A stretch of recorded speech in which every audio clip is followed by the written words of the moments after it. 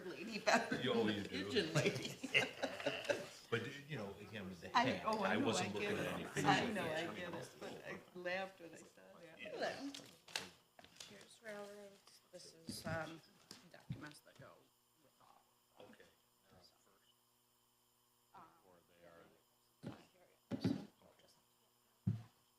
Okay.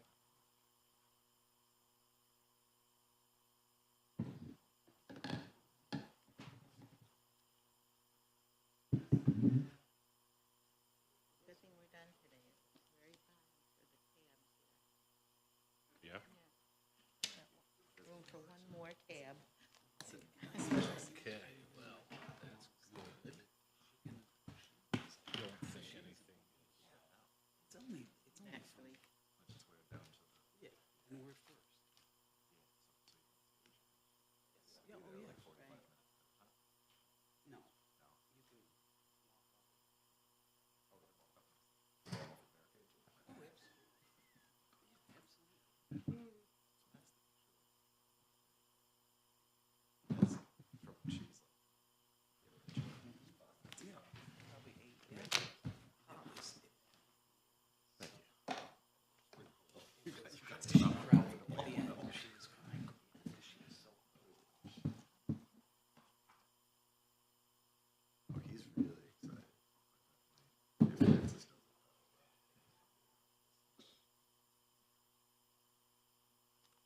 And, I mean, it's not like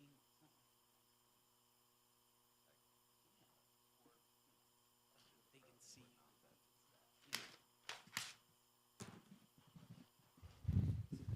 Good morning, how are you? Oh, well, how are you? Good, good. Good morning, everyone. It's Friday, March 1st. This is the Syracuse, City of Syracuse Board of Assessment Review. Just wanted to open up the meeting this morning. And just as a reminder that these meetings are recorded and are able to be viewed live on YouTube, just as a point of information. Let's open up with a roll call. My name is Joe Saya. Straub. Carl Masterful? Look about these. Donna Moore. Okay, thank you for that. And so we have a bunch of properties here, I'm assuming, for both of you. So if you want to come on up to the chairs. Good morning, how are you? Good, good, thanks.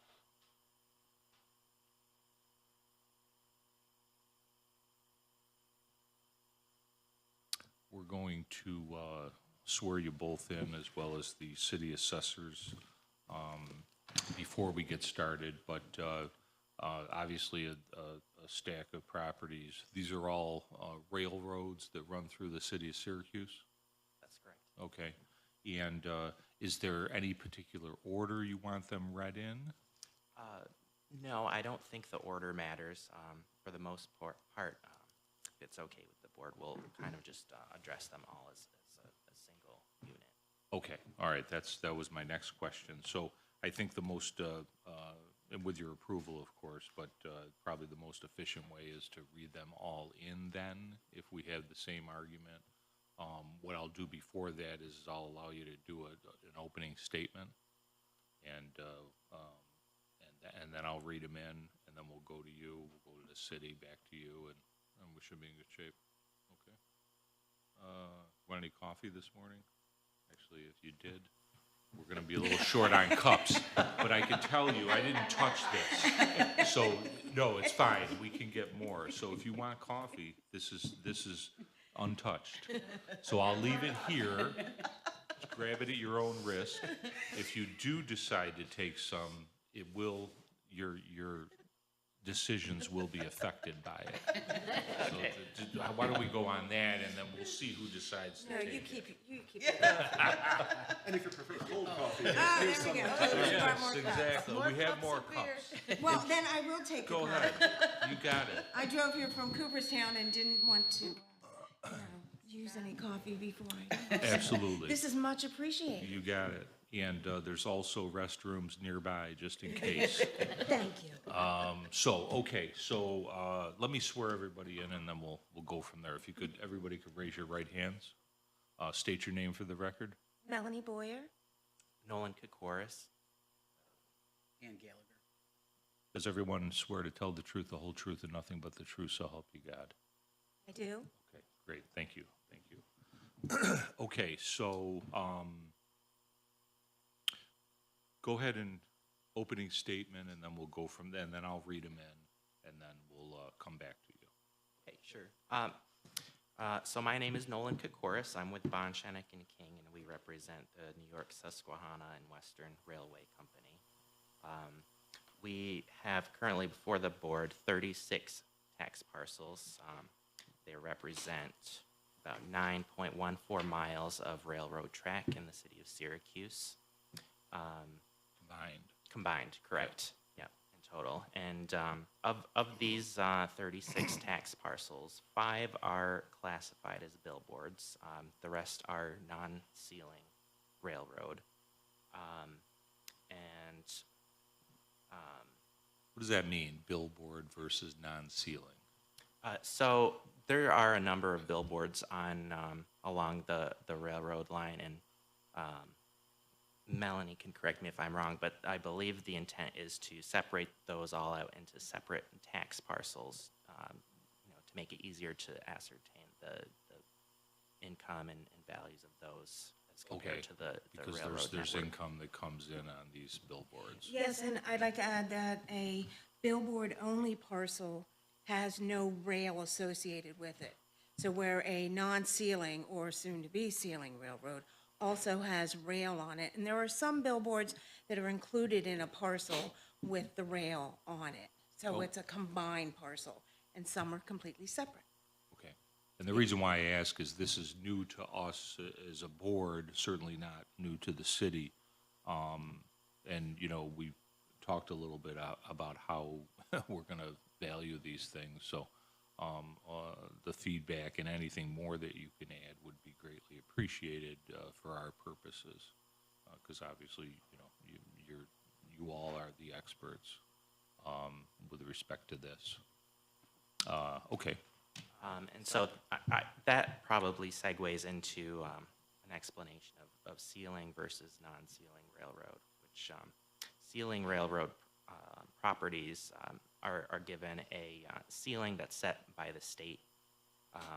And when those properties that are classified ceiling railroad, which none of these currently are assessed, the taxing jurisdictions have to use the lesser of the ceiling and the assessment. So in other words, it can't go above whatever the ceiling is that's set by the state, but it can be lower than that if the taxing jurisdiction finds that the assessed value should be lower. Are any of these above? Well, currently none of them are ceiling properties, so we don't have the ceiling from the state yet. Can I give you a little bit of background on how we got to here? Yeah, sure. So how we got to here is this, all the property that we have in the city of Syracuse, and actually in the whole county of, well, most of the county of Onondaga, at one time, all of it, was under a pilot agreement. The agreement has officially expired and is now taxable property. The way that the state works is that once it goes, they only value the property once a year. You get one shot at it. They won't do it. So once it came off the tax rolls, once it came off the pilot and we went on to the tax rolls, it wasn't like the state said, oh, okay, we'll just get you your ceiling numbers and issue them to the city. No, you have to wait. So then you have to wait for a year for the time to roll around again when they'll do the valuations of the property that become, that then take effect for the next, yes, exactly, the next roll year. Okay. We are in that process right now. As a matter of fact, I even emailed the state to see where they were. They're due April 15th to be issued. By now, I usually have a preliminary number. I haven't yet, but they are due to be issued in April of this year. Okay. How does that work with the city's date of April 1st? Whoa, I think there's a couple. I don't know if I should take the mic from Ann on this one. Oh boy, we're gonna pass this back and forth. Yeah. Syracuse is an early city, so the work that ORPS does often doesn't help us. They are just too late for our closing the roll. B, and I probably shouldn't use too many words on this, it sounds like ORPS is having a lot of delays and difficulties just getting these basic things drawn together. That is, if I'm not mistaken, Melanie, the classification as ceiling, but also bringing the ceiling rates together. I know we've gotten a notice of tentative ceilings. You did get your notice of tentative? Tentative, yeah, but Okay, not the final. And we were right. promised the final earlier, but the same goes for telecommunications, special franchise, and the other one. The state is just late, and it seems like the state is moving particularly slowly on this railroad issue this year, because we don't have great line of sight into this. We've got however many railroad parcels in the city, fewer than 50, I'm sure, 36 here, and then CSX, New York Central, maybe 60. Either way, they don't change classifications very often. And I think probably because these were under a pilot, there was no impetus for the state to reconsider their classification. So this is kind of a generational change. And so maybe it's not fair of me to say that the state's not moving quickly. But the outcome is that they aren't, which leaves our hands a little tied. Right. Did that answer the Yeah, question? yeah. Where I'm trying to go with this is, have you guys been discussing prior to, or? Yeah, both with the property owner and with their counsel at Bond, and also with a number of our counterparts at ORPS and at the county level too. And I don't know, it sounds a little like buck passing on our part, but I guess we can't make Albany move, and so we're just kind of stuck for the time being. Assessing the properties as they exist legally rather than as, I think, what, for the property owner, the spirit suggests they should be assessed. Until ORPS makes a determination, we are where we are. Okay. All right. So I'll leave it at that at this point. Anything else you want to add? Well, just to wrap up the Yeah. the introduction, I can just give the fair market value and assessments for the properties as a whole, and then I think Okay. that'll be it for now. Okay. So the 2024 tentative assessed values for all 36 parcels is $10,518,400. The fair market value of those combined would be $16,829,440, and our claims are $1,051,840 for the assessments and $1,682,944 for the fair market value. Okay. All right, good. So that's good numbers in total, and I appreciate you submitting those, and I assume you got them all. Everybody's, I didn't get the last two. okay, let's try to, yeah. The claims are the ones. Okay, so the claimed assessed value for all 36 is $1,051,840. Fair market value is $1,682,944.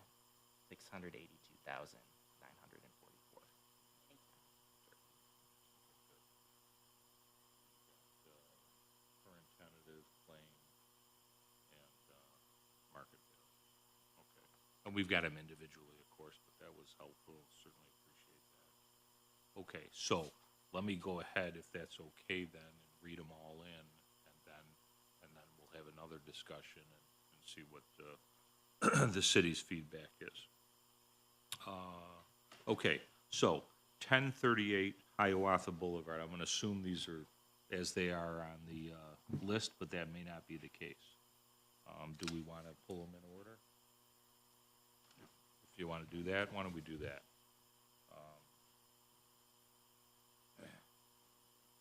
got 1038, but the first one here, oh, okay, this is these other ones were for this other petitioner?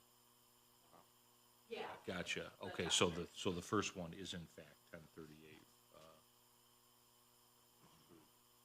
Gotcha, 1038, okay, sorry, got a little mixed up with the prior, the person that was supposed to come in prior. Okay, so 1038 Hiawatha Boulevard West rear. This is a railroad, current tentative assessed value of $30,000 with a land value of $15,800. That would be a market value of $48,000.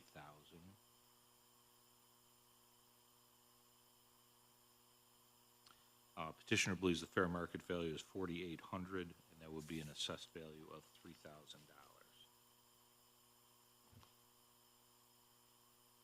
Then we have 1038 Hiawatha Boulevard West to City Line, I believe that is. We have a current tentative assessed value of $7,800 with a land value of $7,800. That would be a market value of $12,480. Petitioner believes the fair market value is $1,248, which would be an assessed value of $780. And we have 1034 Hiawatha Boulevard West rear. We have a current tentative assessed value of $5,300 with a land value of $5,300. That would be a market value of $8,480, $8,480. Petitioner believes the fair market value is $848 and therefore would be an assessed value of $530.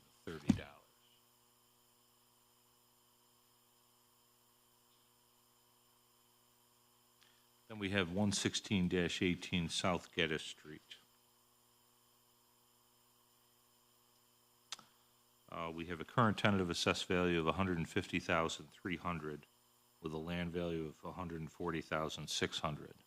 That would be a market value of $240,480.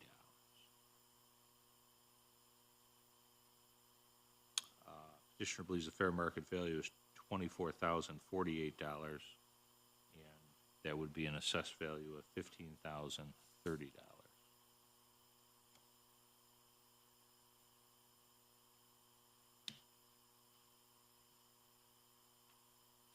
112 South Geddes Street. The current tentative assessed value is $55,000 with a land value of $45,000. That would be a market value of $88,000.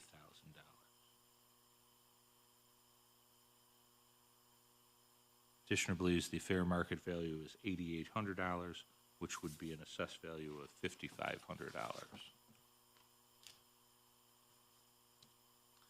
1008 Erie Boulevard West rear.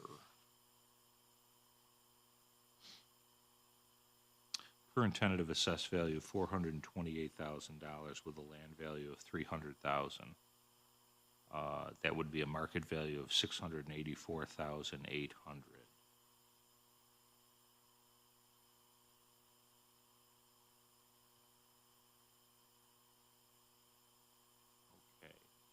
Petitioner believes the fair market value is $68,480, and the equatable assessed value is $42,800.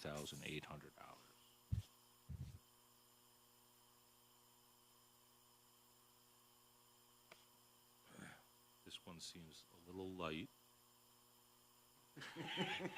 That's because something disappeared. We don't have a petition for 1429 West Genesee Street.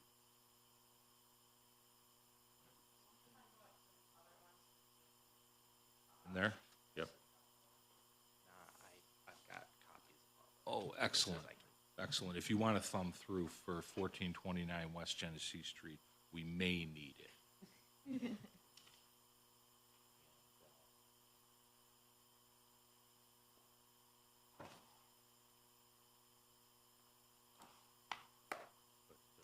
hold on to it though, till we go through everything. That's great, thank you. So now, oh, this is interesting.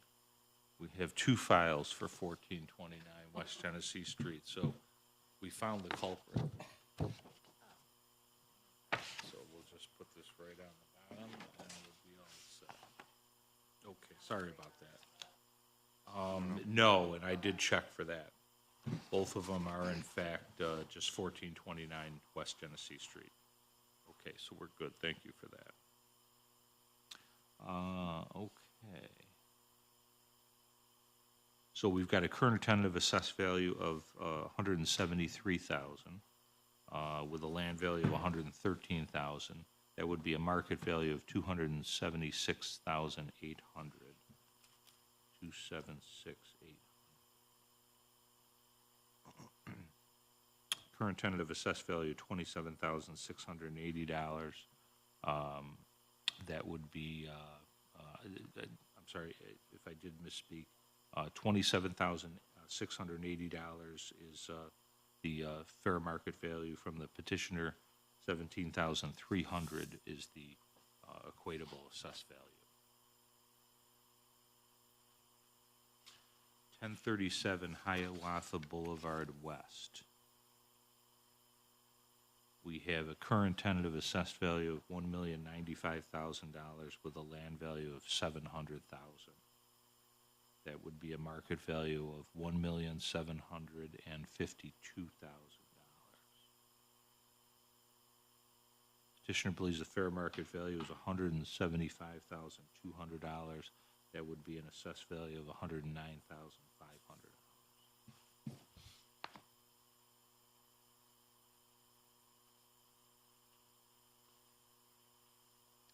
1430 West Genesee Street.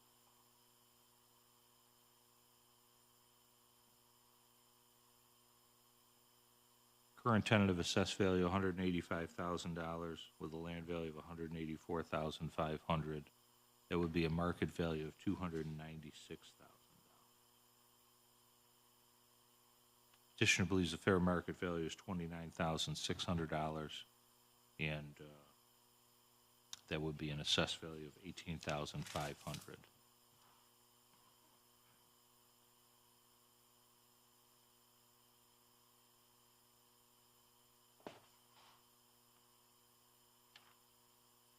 If you want to make a note, one question I'll have is how you arrived at these figures based off of the current tentative.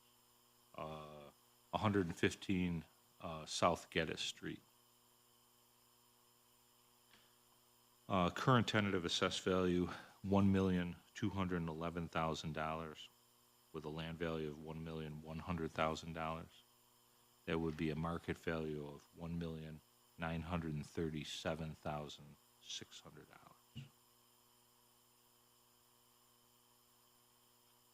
Petitioner believes the fair market value is $193,760, and the equatable assessed value $121,100.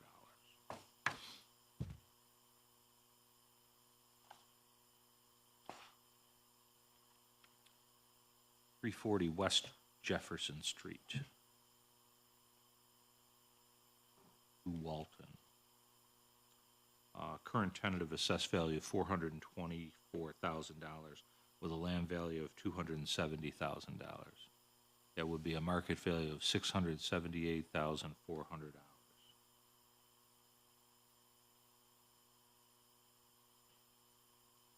Petitioner believes the fair market value is $67,840, and that would be an assessed value of $42,400.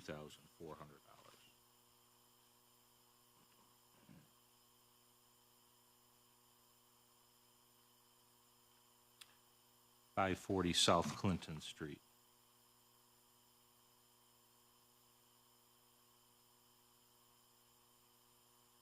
Current tentative assessed value $1,070,000, land value $870,000. That would be a market value of $1,712,000.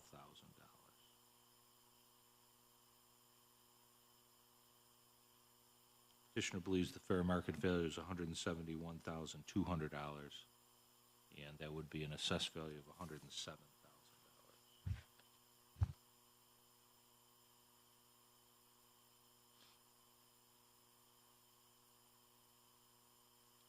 "101 Dickerson Street.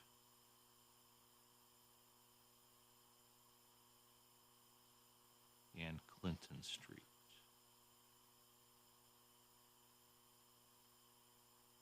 Current tentative assessed value $66,900 with a land value of $66,900. It would be a market value of $107,040.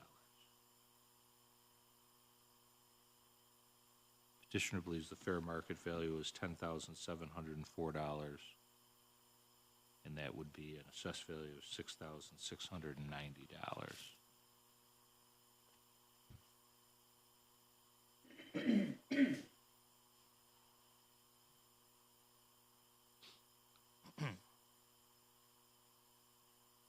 (223-29 Southwest Street).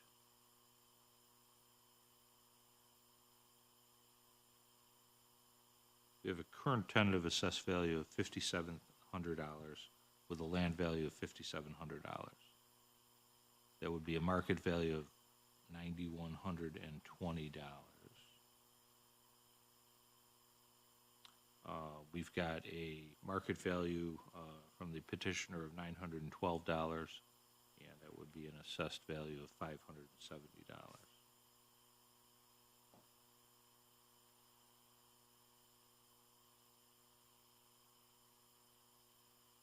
With most of these, it looks like you just took 10%.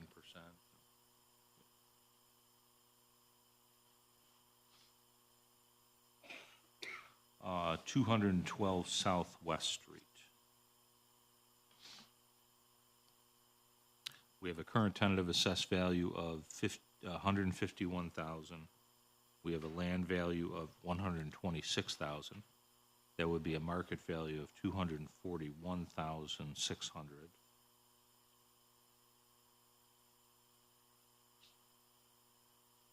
Petitioner believes the fair market value is $24,160, and that would be an assessed value of $15,100.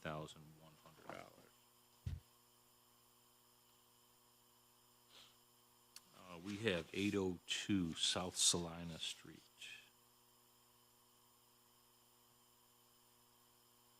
Current tentative assessed value of $457,600, with a land value of $420,000. That'd be a market value of $732,160. Petitioner believes the fair market value is $73,216, and that would be a assessed value of $45,760.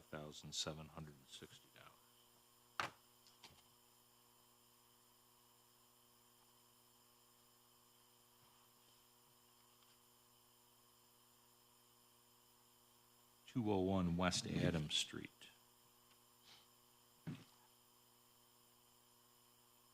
Current tentative assessed value $922,000 with a land value of $860,000. That would be a market value of $1,475,200. $1,475,200. Petitioner believes the fair market value is $147,520, and that would be an assessed value of $92,200.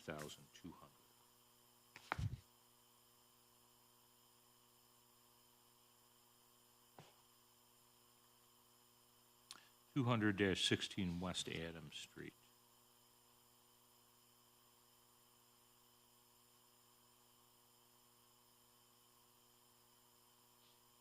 Current tentative assessed value $283,300 with a land value of $250,000.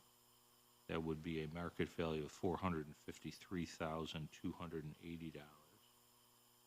Petitioner believes the fair market value is $45,328, which would be an assessed value of $28,330.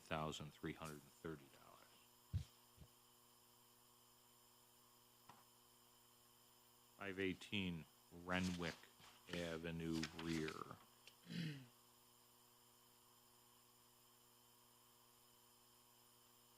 Current tentative assessed value 90,000 with a land value of 10,000. That would be a market value of 144,000. Petitioner believes the fair market value is 14,400, and that would be an assessed value of 9,000.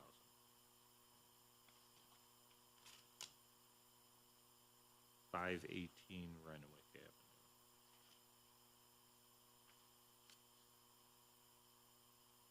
(2) Burt Street. Current tentative assessed value 217,000 with a land value of 170,000. That would be a market value of 347,200. Petitioner believes the fair market value is 34,720. That would be a assessed value of 21,700.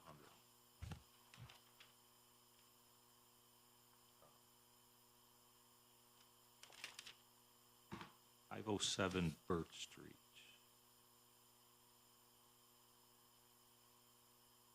Current tentative assessed value 173,400 with a land value of 160,000.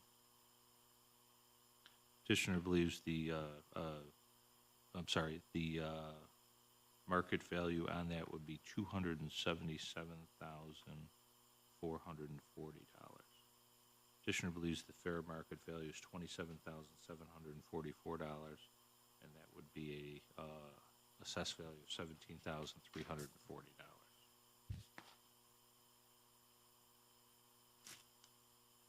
1212 South McBride Street and Burt Street. Current tentative assessed value 186,500 with a land value of 170,000. That would be a market value of 298,400. Petitioner believes the fair market value is $29,840. That would be an assessed value of $18,650.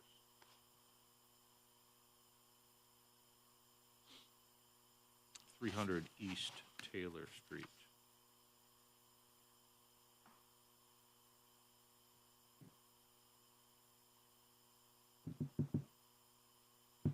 Current tentative assessed value $168,000 with a land value of $150,000. That would be a market value of $268,800.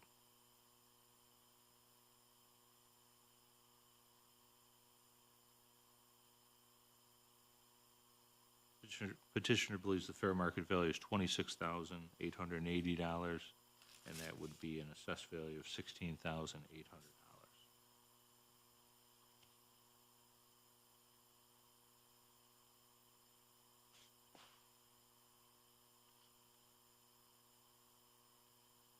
1100 South State Street. Current tentative assessed value $171,000 with a land value of $150,000. That would be a market value of $273,600.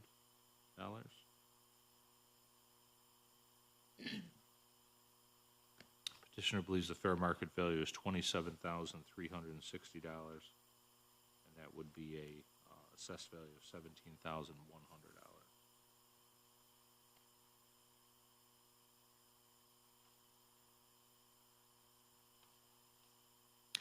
900 Montgomery Street and Taylor Street. Current tentative assessed value $138,000 with a land value of $128,000. That would be a market value of $220,800.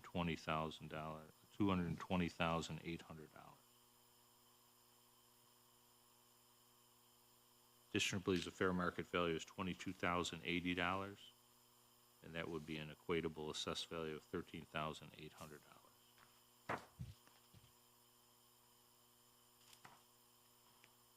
(631 East Brighton Avenue). Current tentative assessed value $502,000 with a land value of $502,000. That would be a market value of $803,200.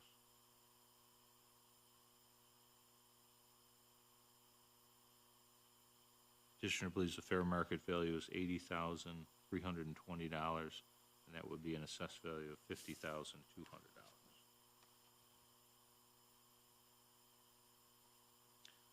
238 Ainsley Drive rear.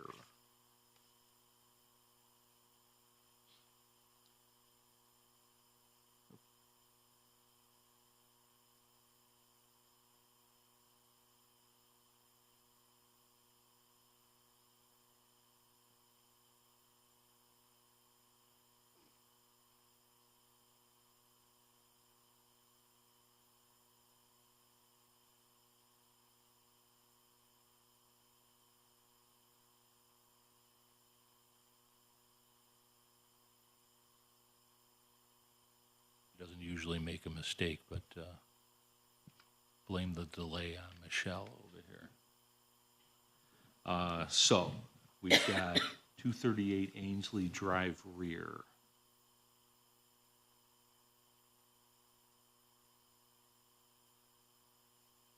We've got a current tentative assessed value of $502,000. Okay. So, 238 Ainsley Drive rear. yes.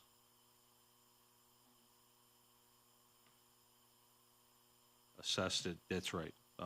So 502 is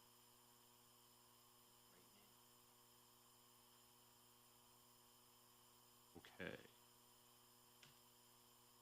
So the assessed value and the land value is the same amount. Okay. Then we've got, yeah, some messed up numbers here. All right, so let's correct this. You may want to pull your petition, maybe.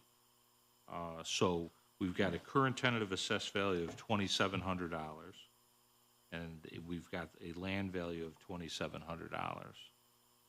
So what do we have for a market value on that?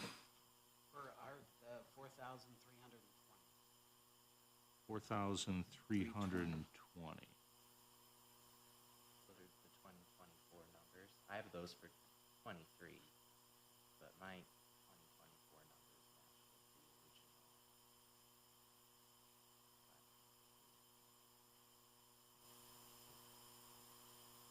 original. 502 is Bright. 631. 631 Bright. This is Oh, yeah, no, this says Ainsley all over it. so he's asking us to increase these. Well, and largely. So thank you. I appreciate it. I'm just joking, but I yeah, know, I so know. something must have, yeah. Okay, well, let's try to match them up then as to, well, it sounds like you have incorrect numbers also then. Seems that way. Okay, Yeah. so let's do this. As far as the city's concerned, the total current tentative assessment is 2,700 and the land value is 2,700. So that's what you have for 2023? Yes. All right, so that did not change. Okay. So what I need to do then, and that would be an equatable market value of $4,320. And so if you want to do your 10%, I just have to have you change the numbers down here. And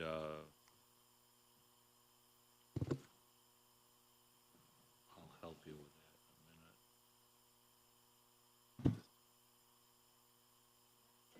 in a minute. Well, the jury's still out. No, I don't think you did. So I take that back. Retract it. I retract the potential statement, but there's still hope, because we got a few more. So if you want to just do your, 10% of, then we'll get it read in. No, I say it every day, but I'll say it again, as far as Michelle is concerned, it's very helpful to have this information pre-filled in. It makes things go a lot quicker than they had in past years, so.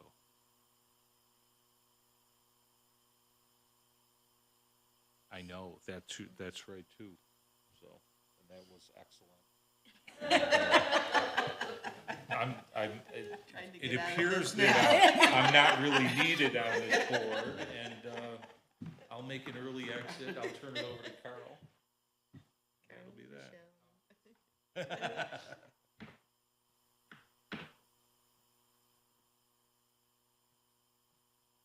Everybody works together, which is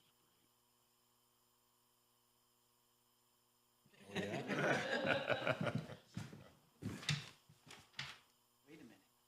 great. Yeah, I was gonna say, I gotta check my insurance premiums, because there's obviously some problems there apparently. That doesn't make me feel good. So, Carl is my insurance broker, along with my son, so we're gonna have to check the records. Okay, so I think we're in good shape here. 238 Ainsley Drive rear. We have a current tentative assessed value of $2,700 with the same land value of $2,700. That would be a market value of $4,320. And then the petitioner believes the fair market value is $418. Let's just make some adjustments. And what would we have for an assessed value for that? $270. 270.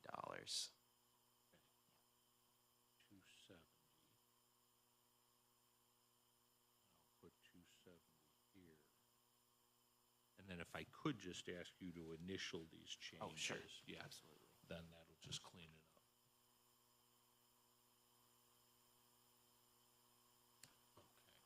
I crossed out the numbers on page 3 too. I can initial there. Sure, perfect. Because I think you would have been surprised if you got a letter that said $502,000. I would have written thank you on it also. Okay. So I think we're all set here. 300 East Brighton Avenue rear.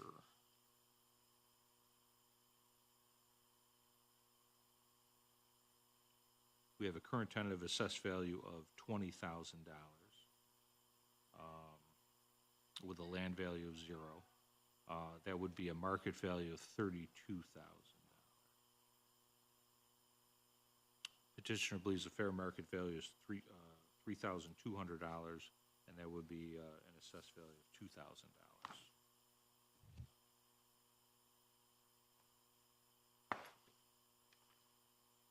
300 East Brighton Avenue.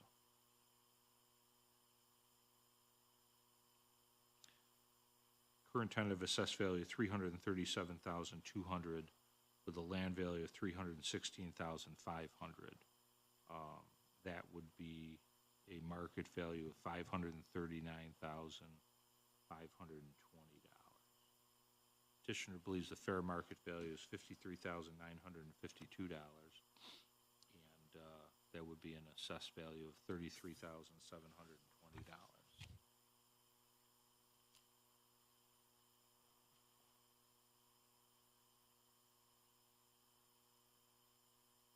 We have 229 East Brighton Avenue rear. Current tentative assessed value $155,000 with a land value of 0. That would be a market value of $248,000.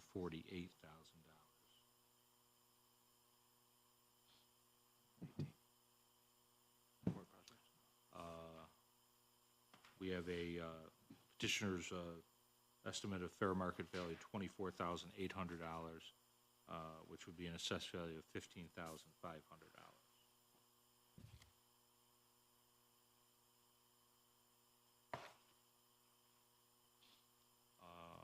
Okay, 229 East Brighton Ave.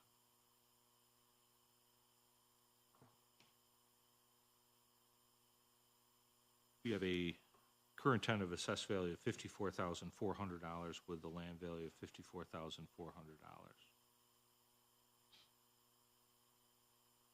That would be a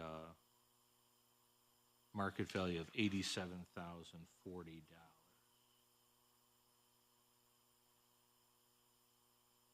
Petitioner believes the fair market value is $8,704 and a equatable assessed value of $5,440.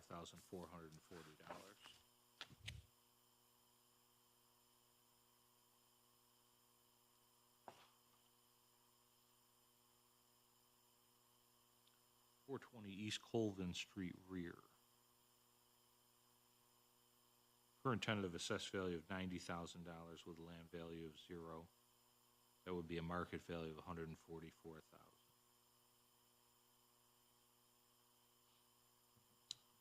Petitioner's fair market value estimate is $14,400 with a land value, with an equatable assessed value of $9,000.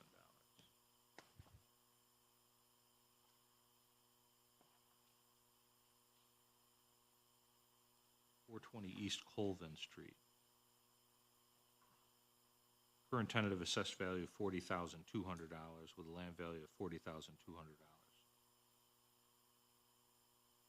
That would be a market value of $64,320.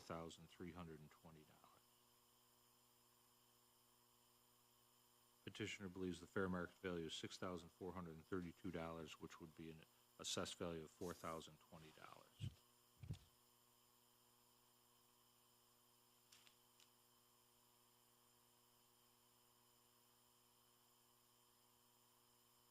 .425 East Colvin Street.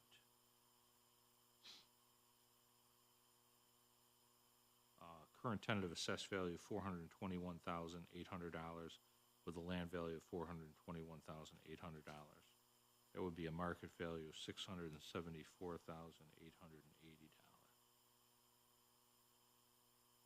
$674,880. Petitioner believes the fair market value is $67,488. That would be an assessed value of $42,180.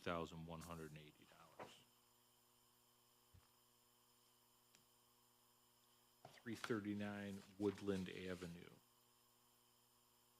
to Rayner Avenue. Current tentative assessed value $508,600. Land value $508,600. That would be a market value of $813,760.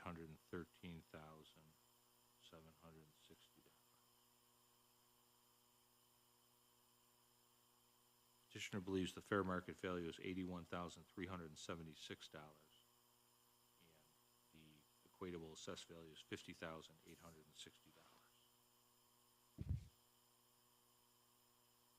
522 Renwick Avenue and Sizer Street. Current tentative assessed value $22,400 with a land value of $22,400. That would be a market value of $35,840.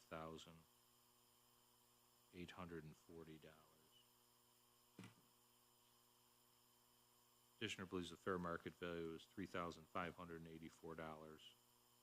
that would be an equatable assessed value of $2,240.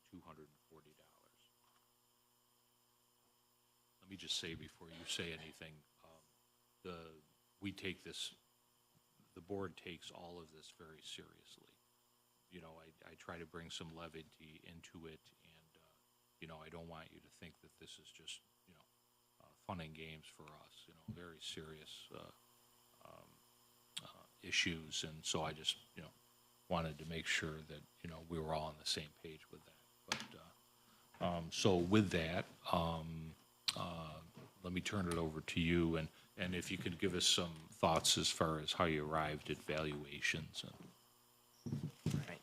Well, I appreciate it, and so to start out, I think these 10% claims that we put in were derived by comparison to other railroad properties and other taxing jurisdictions to put the you know, the ratio between the income and what they're assessed at on par with those other jurisdictions. So the reason why, as we mentioned in our response letter, we believe that the properties should be valued as an entire unit rather than looking at trying to allocate the income and expenses parcel by parcel is the fact that the nature of the railroad properties, it's a network value. So, in other words, there's no value for a railroad track that goes for a quarter mile and ends. Nobody's going to use a railroad to nowhere. So the value of the railroad properties is based on how far the system goes. So in our case, there's a total of 385.27 miles in the New York, Susquehanna, and Western railroad network. So of that, the 9.14 miles of track in Syracuse, that's 2.37% of what their total railroad network is. And so from our perspective, that's kind of the magic number that the city should use when it's looking at the incomes from the railroad properties. As a whole, what amount of that is attributable to the Syracuse railroad lines? And What's the number of what's the total worth of all the railroads? So for that, I would direct the board to the tax returns that were provided in our response at Exhibit A. Okay, in here, okay. Yep. So looking at the 2022, I don't know what figure you would use, the gross receipts, or to try and parse out some repairs and maintenance. Looking at just the gross receipts, the 2.37% of that is $1,024,677.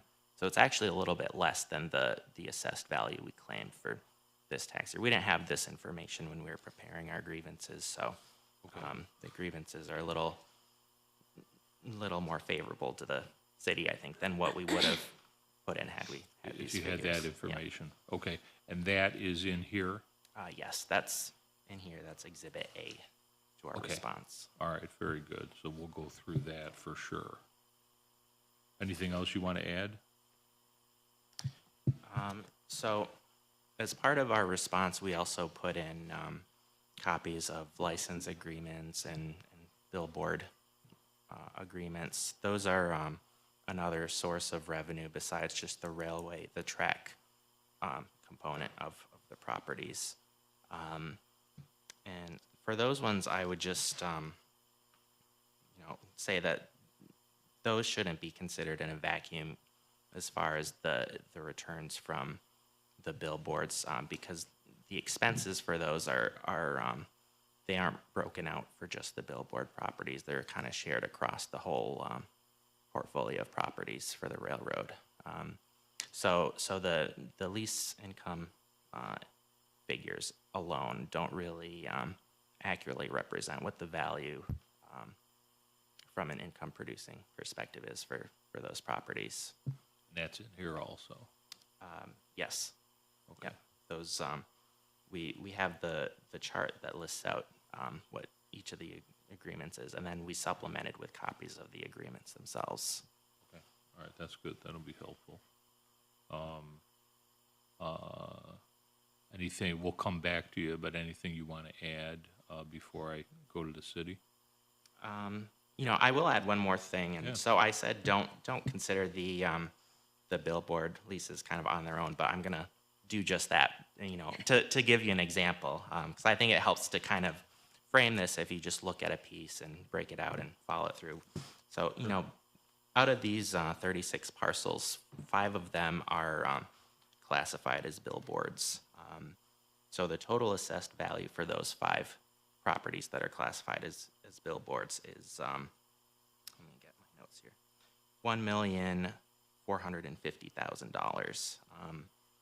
And so in the information we provided for the billboard rental income, the total for all of the billboard properties, and that includes some billboards on railroad track parcels too, but the total is $67,340. So what does that mean in terms of taxes? So if you look at that assessed value, the 1.4 million assessment, you know, if we had the same tax rate as last year or something similar, it would be 38.732. So when that's applied to the assessment,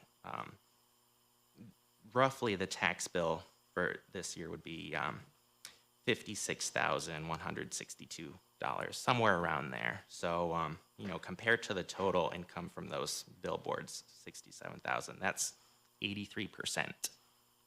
So in other words, 83% of the value that's produced by those before any expenses are applied, you know, it's being taxed at 83%, which, you know, if that was your house and you made $100,000 a year and you got a tax bill for $83,000, you'd move immediately, right? So I think, you know, that's kind of, I know that we're on paper, it looks like we're asking for massive reductions in assessments, but when you look at what that means as far as the income that's produced from the properties and the corresponding tax bills, I think that really kind of puts it into perspective as to how drastically the properties are overassessed. Okay.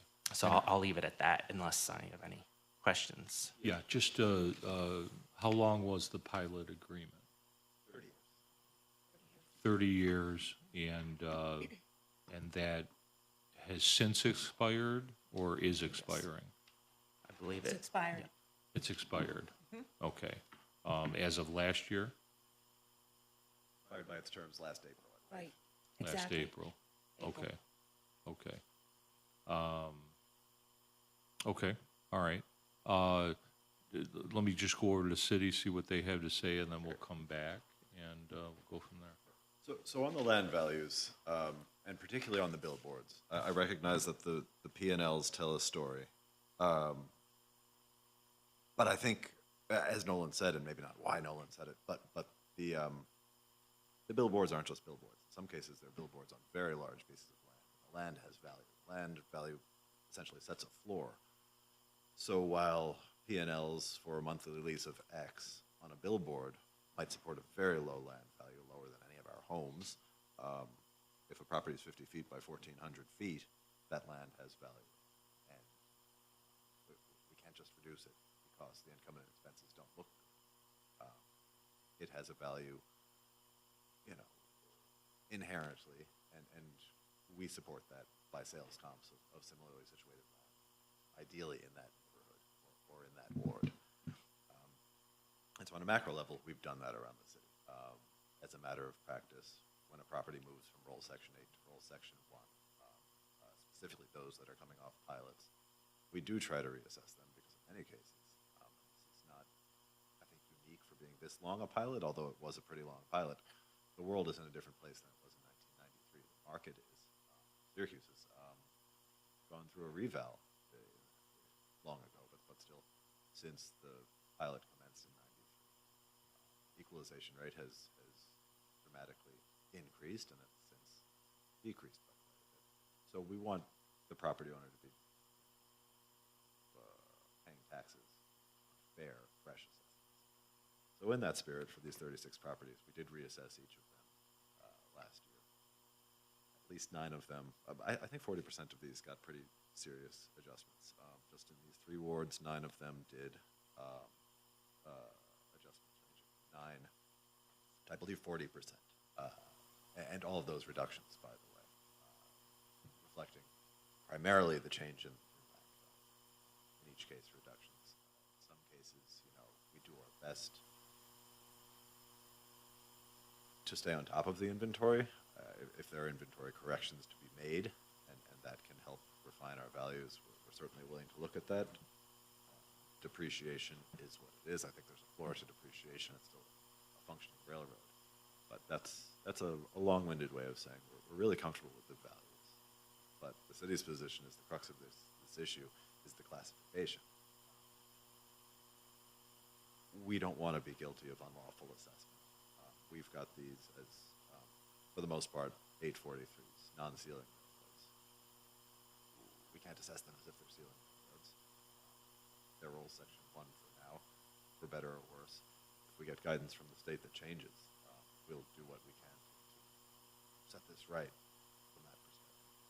But for the time being, we're bound by what the state's determination. Sensitive role does require. Even though some numbers are gonna come in, after the, April 1st date. That's a crazy circumstance that we just kind of take as reality every year. Every year. And I think we got guidance prior to the commencement of grievance this year that we have final notices, February 7th. First, no word on that. And that's not unusual. It's a little frustrating that we're told we're going to have something on a date and then not have it. But it really does put us into a bad position.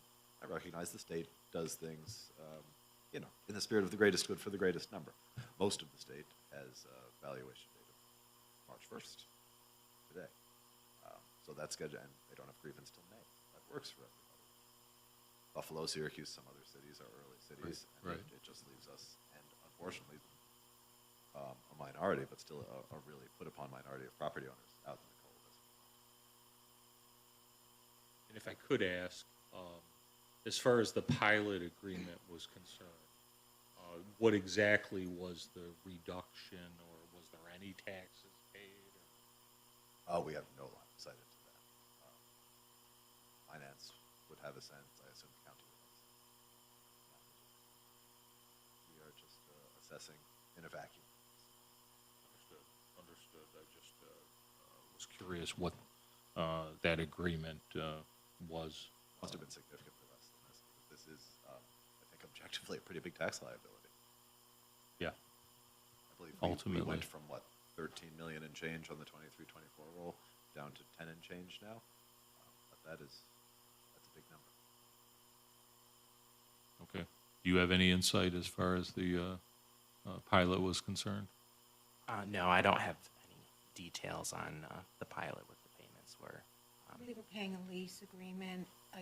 Off the top of my head, I can't tell you what it was. It wasn't significant and then we paid special assessment.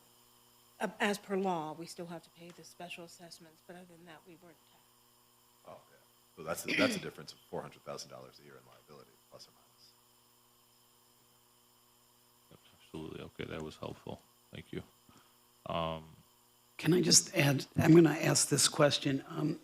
Again, some of these billboards are broken out, and some of them aren't. Would it be advantageous for your client, for the city to try to break out all of those billboards and put an assessment on the billboards separately? So in turn, we have done that for other, property owners. So the bill will go, well, it would go to you, but you can directly, they can send it to Lamar or Park or Horn. I can tell you that I believe, and I've had contact, we have a consultant that works on our billboards, and he has started that process on getting all the billboards on a separate parcel number. I'm not sure where he's at with it, but I have asked that to be done with our consultant. Right, but it would be, for the city to physically, some of these are broke out. So this, it would still be in your name, but we could send, or your client's name, the bill could be sent to Lamar or whoever that, so just keep in mind that probably could be an option, be it a billboard or a cell tower or something. But that just make it easier for your client versus, well, this has a billboard and we have to allocate this, down the road. We'd probably need something in writing to say, hey, city, would you be able to do this? That may be advantageous to your client, just for the record. Probably improves our role.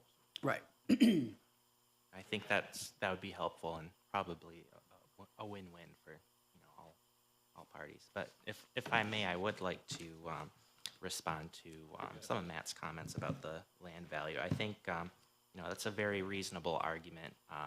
if we were dealing with any property except for railroad property, because, you know, unlike, you know, Wendy's, Starbucks, any other income producing property where, you know, the land value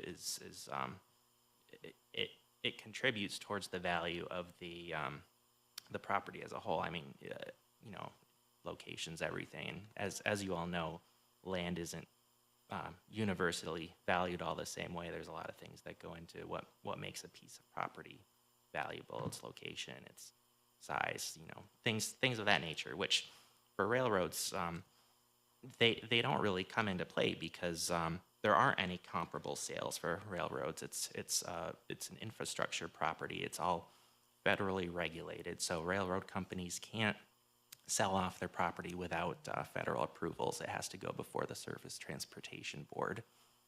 They can't discontinue use of a railroad property without STB approval.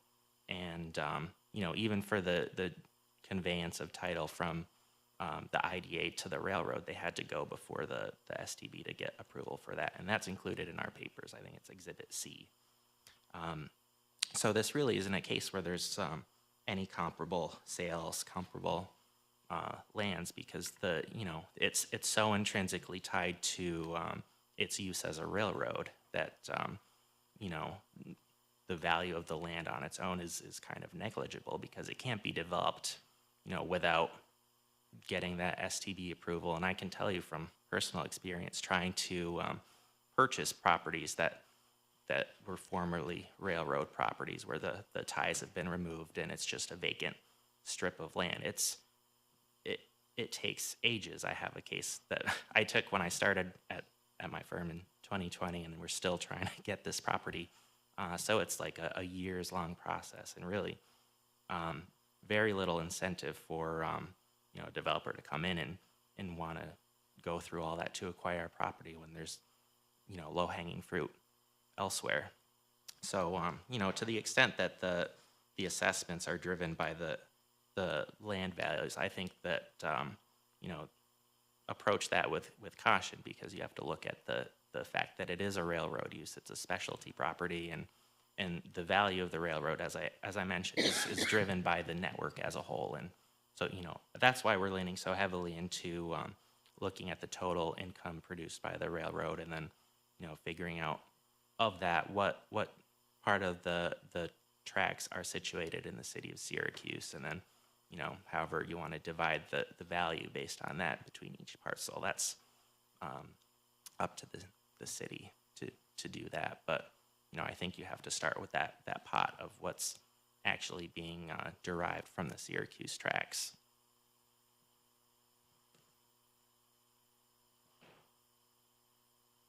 Yeah, the network point is compelling. Everything exists dependent on something else in the network. Railroads are maybe close to singular in this regard. And I don't disagree that land comps for railroad property itself isn't saleable, practically. But we would still field good comps from a universe of sales comps, apply adjustments, you know, serious utility adjustments. These would be small commercial parcels that are really utility based on dimensions, but based on the encumbrance posed by the fact that it's no longer saleable. But nevertheless, there is a way to reach. It's inherently subjective. We can agree to disagree as to how we get there. I think the best way to value the property, because it's all but impossible to arrive at defensible depreciation. There's income cap, there's some getting a universal sales tax, adjusting from there is probably the best way to go. I assume has there been a dialogue back and forth as far as? Yeah, and we've just kind of come to an impasse simply because of the orbs. Searching for the right word.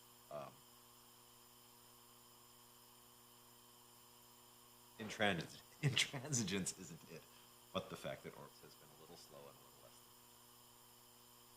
I don't think we broadly disagree with any of the characterizations made by the property council.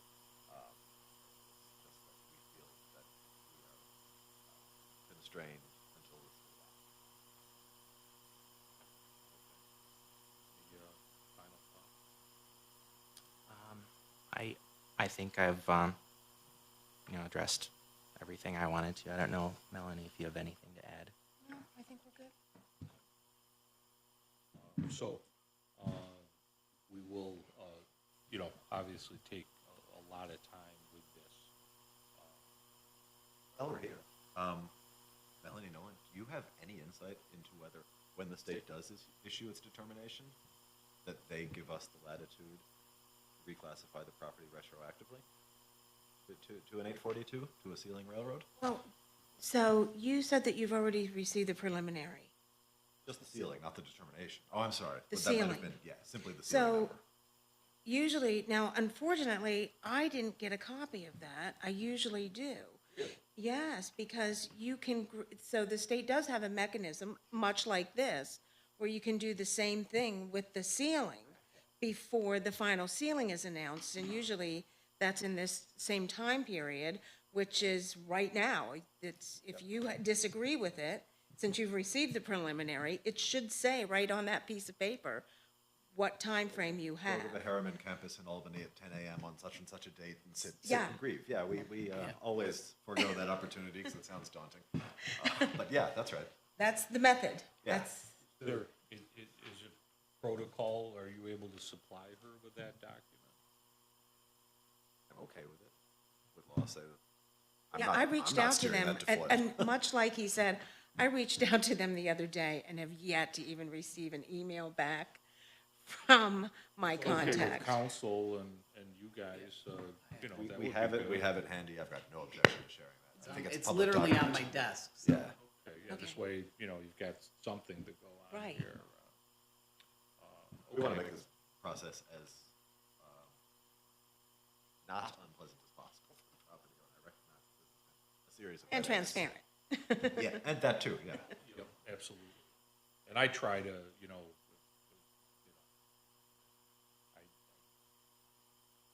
we always, hopefully at the end, do the right thing. But I try to keep things out of litigation, down the road, so to speak. That doesn't sway our decision. However, I'd love to see, collaboration and, so we don't end up next year, in that arena. That's my thought. But thank you.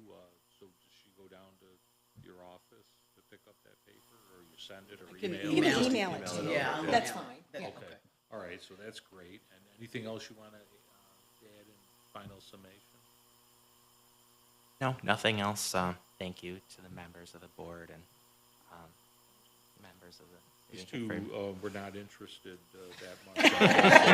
Yeah, they've heard We'll enough. say goodbye for them, and anything you want to? No, thanks. Appreciate the patience on everybody's behalf.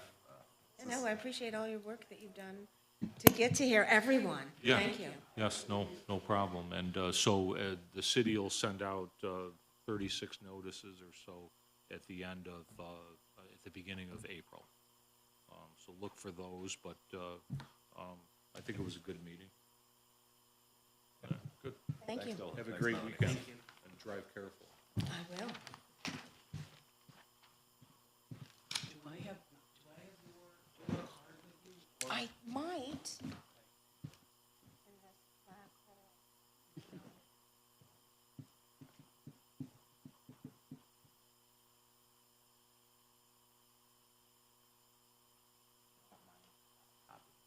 Sure, yeah, absolutely. Yep, absolutely. Yeah, please keep us apprised as determinations. I don't suppose we'd be the last to hear, but one never knows. We could probably apply for a correction.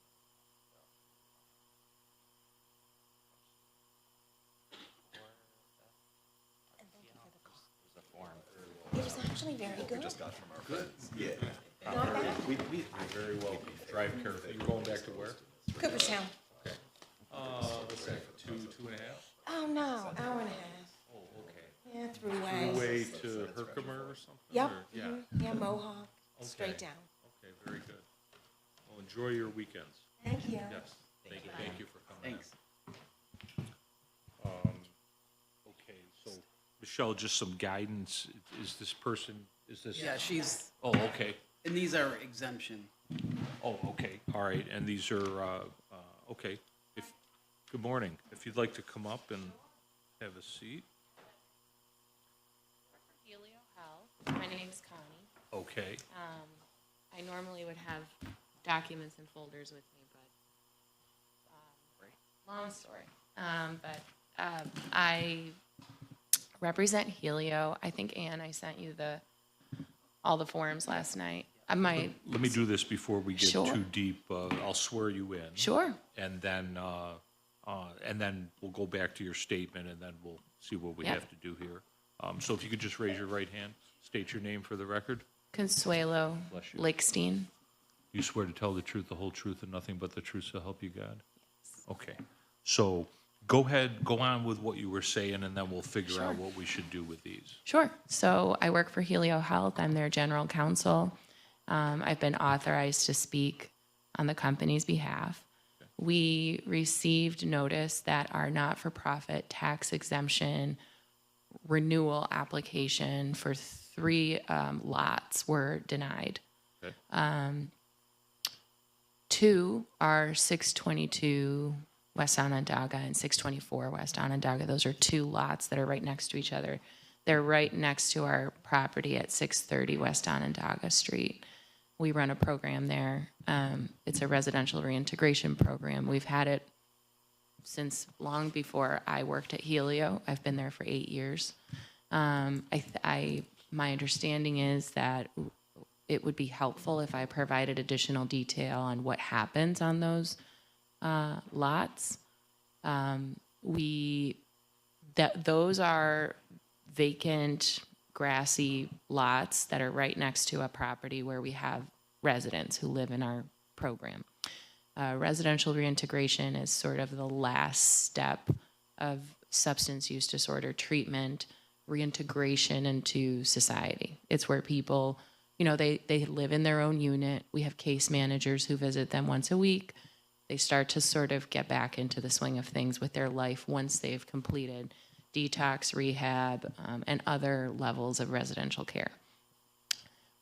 For as long as I've worked at Helio Health, which used to be Syracuse Behavioral Health Care, those lots have been just recreational picnic tables. We have like our annual fundraiser company picnic there pre-COVID. We're going to bring that back now, but due to COVID, we had to put a pause on those. We have families do visitation there, especially in the nicer months of the year. People can, receive visits from their kids there. They can use them to play games like yard games. It's mainly, for lack of a better way, it's just a recreational space for the residents who live there. So let me ask you, how often are these lots being used for that purpose throughout the year, percentage-wise? I would guess, so this has never come up before. Probably when it's nice out, Okay. they get used quite a bit, especially during the pandemic when the residents were limited in their ability to move around the city and a lot of us were staying home. We made sure that those lots had a lot of things for the residents to do to stay busy. Obviously, when it's snowing and cold and, I can't tell you with certainty that they get used every single day during the winter months because we don't want to be outside as much, but maybe they do go out there and sit for a little while. Maybe they go for a little walk. I spoke in preparation for this. I spoke with the program directors and the supervisors, and I just said, is there anything else that I can share with the city about what happens here? And they just basically said, it's always been what it is. It's just a space for the residents to have some time recreationally and with visitors, and also for the company to do the main event I keep coming back to is the dinosaur barbecue. We invite, like members of the community to tour the program, law enforcement, other community partners to learn more about the program. And I personally have sat there and had lunch, and, that's what goes on there. Okay, so let me just, before we go over to the city, let me read these in, and then I'll come Sure. back to you, and then we'll go over to the city. Is the same argument for 214-16 Hawley Ave? No. Okay, so hold that. And let me read in 622 and 624, West Onondaga, and then we'll go from there. So once again, we've got 624 West Onondaga Street. This is recreational space, yard and picnic area for Helio Health Service, recipients living at 630 West Onondaga Street. So this is a full exemption request, because that's what it was. Is that the case? Okay. Correct.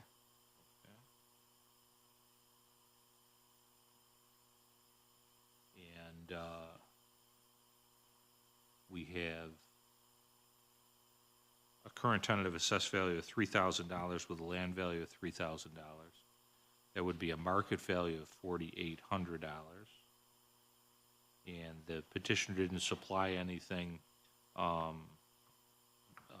as far as market value, because they're asking for a full exemption. So let's just hold that thought for a minute. 624 West Onondaga, much of the same. Current tentative assessed value of $3,000 with a land value of $3,000. That would be, again, a market value of $4,800. And then we have zero market value because we have a full exemption request. Let's finish talking about these. You pretty much presented everything that I think we need to know. Can we just, for some reason, I definitely remember some stuff from Helio Health in the past. Where was it these properties? No, it was something different. Probably James Street, maybe, I don't know. It was the 121 State Fair Boulevard. Oh, Yes. yeah. We okay. came Yep. before you all, and then Yes. there was a different, North State That was maybe Street, something you just purchased or something? 610, 6, Okay, I'm testing my memory here. well, that's okay. The So, office building on North State, between Laurel and Salina. Yeah, but ultimately that was resolved. so, these were exempt? These have been exempt for some time. I don't know if this has come up at grievance already this year. We really did apply a lot closer scrutiny to the role this year with respect to obviously there was a high profile one. Exemptions for vacant, ostensibly nonprofit property.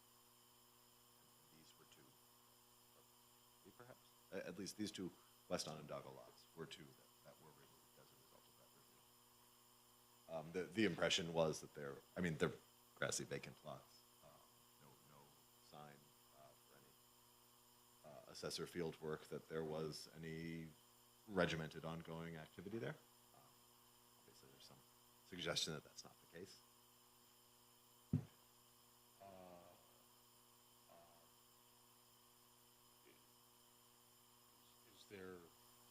Were you aware of what the petitioner just said, or no? I don't think either of us was. Oh, okay. From the pictometry, Yeah, we one can just- make out some, oh, that's a lot louder, I apologize. There's a few picnic tables over here at the rear lot line. But no, we had no sense of any. Okay. So based on what you know now, is that something that would be considered to go back to exempt, or is there's not enough use of it, or? I mean, we'd have to give that a little more quality thought, I think. Not But now that rejecting we it out have of some hand, more- but You it got helps. some more yeah. information, Yes, right, I exactly. wasn't asking you to make a decision today, Yeah. I'm just trying to get some guidance as to where you're coming from. And, okay, is there anything else you wanted to know about this, or No, thank you. we need to know? Okay. No. All right, so we'll, Here's an aerial for the boards. okay. We'll discuss this further, of course, but at least we know. And we did review, I mean, we did go out there. It wasn't like we just, Right. but, You went out there, didn't see any activity, however, it may have there been was a no time dinosaur of year. barbecue. It will be. I need, yeah, we need that. date. Trust me, I've been I was gonna advocating say, I for was it gonna very say. strongly. We not only need that date, we need some invitations. You'll get it. Just kidding. Okay, so, let's move on then to 214-16 Hawley Ave. This one here, as you said, is a little different. This is actually, it was partially. So it's not a full, Exemption request, it's just well, a it could, partial. yeah, well. Well, okay, we'll let see. Connie- We'll see. Let me just read in some numbers and information. Parking lot, 214-16 Hawley Avenue. Parking lot utilized by employees of Helio Health, Inc. In furtherance of the mission of the not-for-profit. Current tentative assessed value, $40,000 with a land value of $40,000.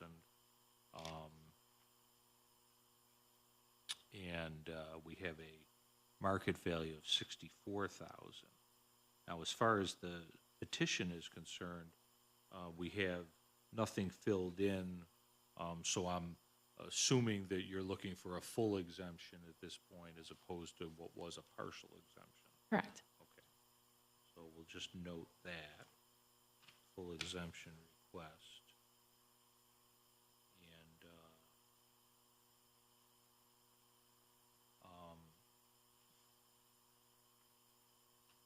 so this is in fact what's happening here and has been happening here, parking. Yes. And this is this next to your building? It's a little bit behind it. I was But it's- looking at the, yeah, You're I've parking there and parked. walking into Yes. your building. Our administrative offices are, so our company has grown quite a bit in the last few years. And pretty soon, hopefully in the next couple of months, our whole administration will be full-time at 518 James Street.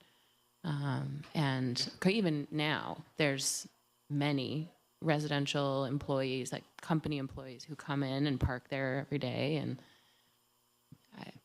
I wish I had more to say, but that's what they do. They just use it as a parking space. And we will too when we're there. Right now, my office is in a different location, but I will probably park there or at 518. We have a lot of people who work for us now. How many cars are parking there currently, roughly? I'd have to get back to you on that. I can provide numbers or photos, whatever you'd like us to do. Okay, but it's where they've been parking. And, all right, so what spurred this? This was part of the same, I think this was part of the same class review. And honestly, this gives us more information, but in a way that's going to send me careening wildly out of my lane, I'm afraid. I don't like this from a policy perspective. Helio's presumably leaving leased tax-paying space in the central business district, parking cars in the middle of a residential block and taking that off the roll. That is a bad outcome for the city. That is admittedly not exactly what assessment's supposed to be considering, but I can't help but be struck by it. This is a struggling block, but with a really nice apartment building across the street. Single-family homeowners trying to make a go of it 2 doors down, and we're talking about auxiliary parking for an office building that's a block away, and pulling it off the roll on top of that. If what I'm looking at is at all accurate, my understanding of Vance is accurate, boy, assessment is not on board. If as a matter of law, our hands are tied, so be it, but that is not a good outcome for the taxpayers of the city of Syracuse or the residents of the 200 block of Hawley. Okay, so where is the Helio Health office building? Upper left, kitty corner across South McBride and Hawley, fronting James.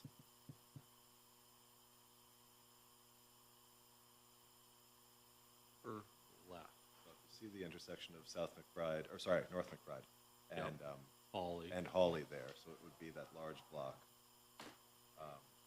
So it's up here? Up, yeah, but just sort of where your index finger is, off the map. And this is the parking lot over here? Okay. Okay. And is there any parking near the building? 518 James? Yeah, there is. Oh, There's so a parking this lot. is overflow. I think it's being, yeah, a lot of site work's been going on there, I think it's being actually made a lot nicer from the perspective of the 518? neighbors, yeah. Yes. Yeah. We have Helio's been, putting we in some are, money. yes, we are, we purchased the building. We've been renovating it, cleaning it up, painting it outside. We replaced the signs, Sidewalks, landscaping. trying to fix all the stuff so that everybody can walk on the sidewalk without hurting themselves. Yeah, I think there had and- been some illegal parking with the previous owner, and I think Helio, to Helio's credit, is trying to fix the situation. We are. We're very invested in that building, and we're very invested in as many programs as possible and patients as possible getting access to care in that building and in other properties that we are in on James Street also. Okay. Do we know how many people are going to be at this location? And how many parking spaces are at that location, 518? I can answer the first question. I don't want to, under oath, even try to guess how many cars and how many parking spots we're going to need. But right now, our administrative team that's all going to be there once the renovation work is done is roughly 70 people. That's how big we are right now. And then there's also people who we moved over from a different building on North Salina Street who are currently at 518.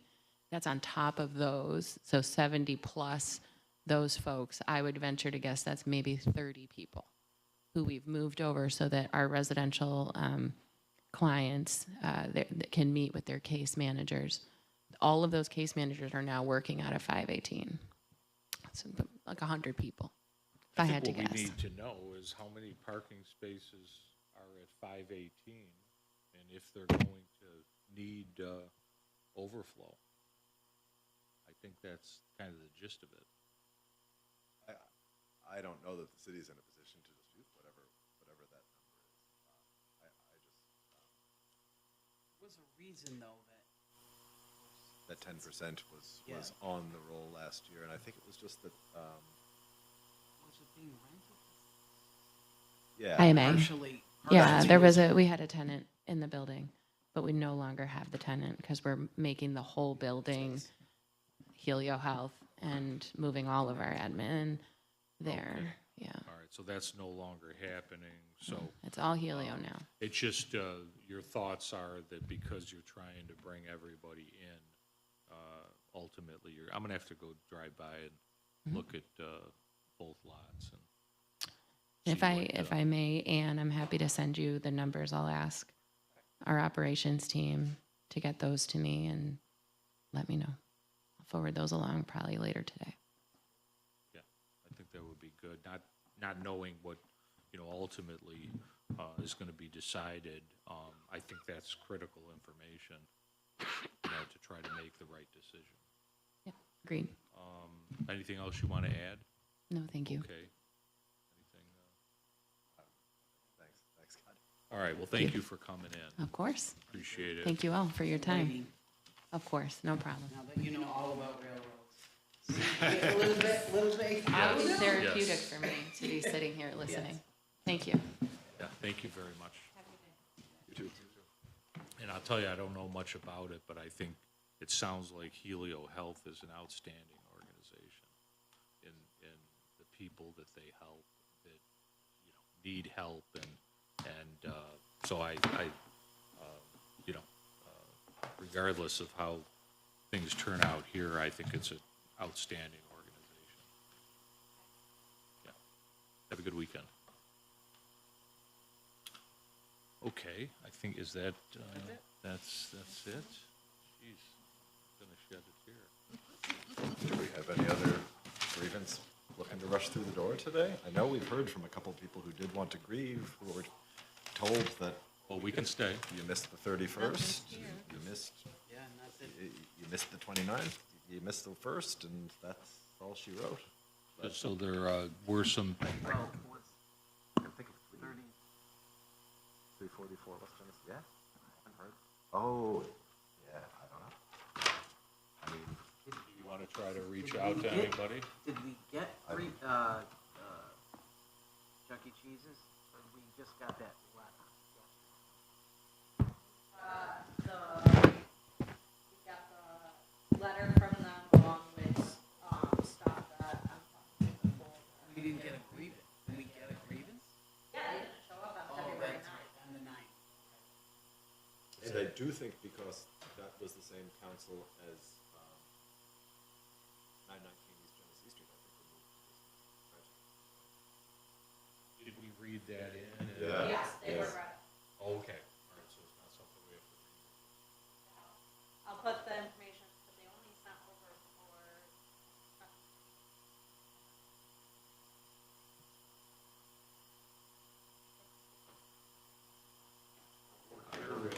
I mean, we didn't, I think we should I wouldn't wait. say we gave people a time. I don't think you, No, I just don't, if we need to stay till 12, to, at least a quorum. Okay. We'll alleviate some of the projects next week. But that's up to, whatever protocol is, John. these guys adjourned today, that's it. I thought as if today is, yeah, I was gonna say, if today's the day, If that's okay with a quorum, I apologize. I only say that, last year, the year before, we said cut it loose, but this year we've had unprecedented number of people come in at the 11th hour. and that's why I say. We've set them up. Yeah. schedule on.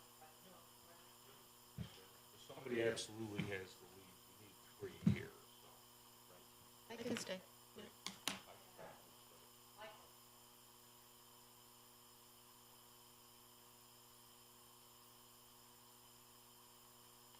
If somebody comes, just call me. You need somebody Yeah. to defend from the city. Yeah, just call me. Ann and I have a kind of sensitive one. Now that you're free, Yeah, no, they want me to stay the whole time. It's okay. Actually, I would feel more comfortable if Ann stays up here with us, if that's I'd okay. feel more comfortable if Ann came with me, Wow. but I would never second guess the board of assessment. You. No, that's perfectly fine. We'll let her go. She might not be happy with that comment, but, No, but our boss downstairs will be.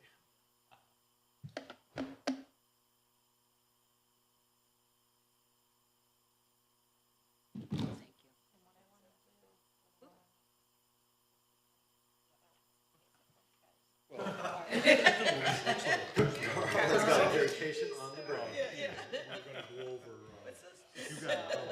The ones for next Just week? stay at least till we get. Not next week, because next week. Oh, we're off next week.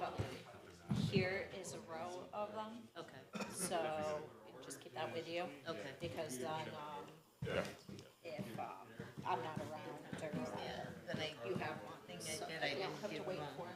Perfect, thank you. Give one to, I've got a, I already gave you that. Oh, okay, I yeah. just didn't have good. copies for them. There's that for today, That's from last What year. transpired last and then what I wanna do is for something that Susan the, compiled while in you the guys last are few doing, years.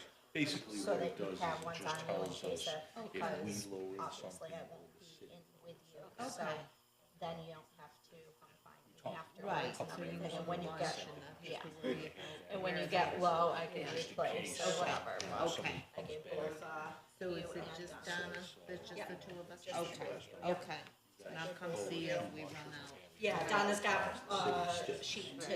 Oh, okay. Yeah, those are yours. Oh, okay. Those are Donna's. Okay, Probably thank never you. look at it, but Yeah, well, it's. I have a binder at home that I've been putting stuff in, Yeah, so. it was basically for reference, just in case somebody Okay. came, for our protection. Yeah, gotcha.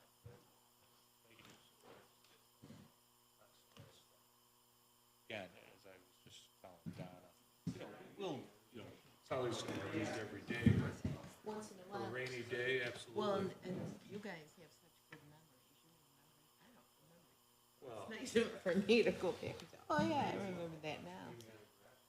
Yes. Okay.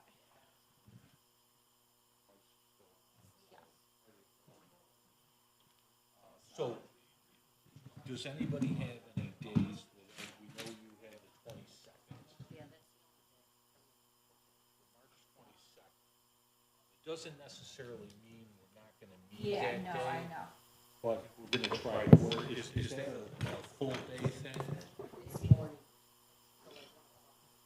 so you could meet, I could meet in the afternoon. yeah, so if you could maybe put that on there, as far as afternoon opening, so to speak. Okay, that's fine.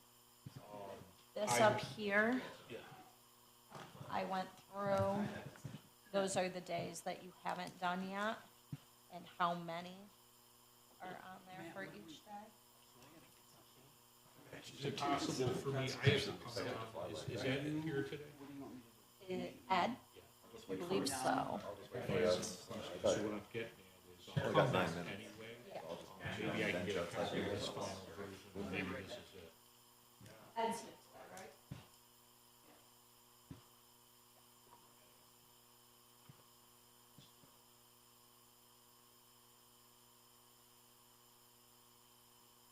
Just one thing, not to, Mary Hunter did reach out about those 2 inspections, so we'll hopefully circle up this afternoon.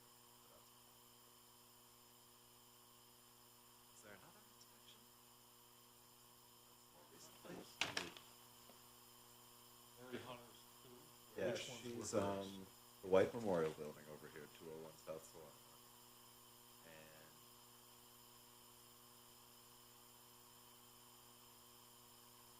oh, the one on Harrison, 224 Harrison, probably. Were we gonna try to do Syracuse? That's the one. Okay. He seems to really know his stuff, so that should.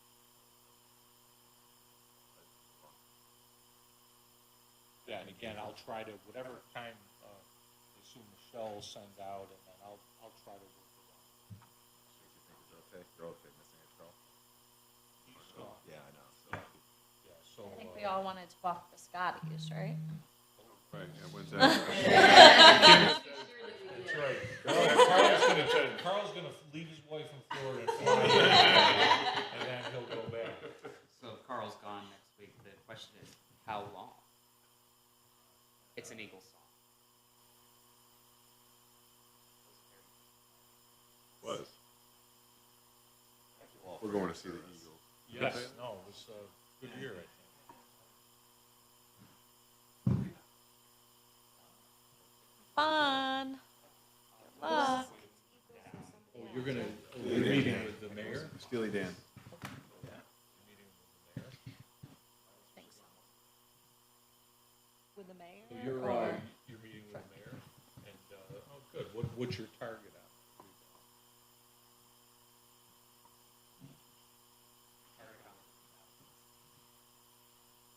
So what you're saying? When is Anne retiring?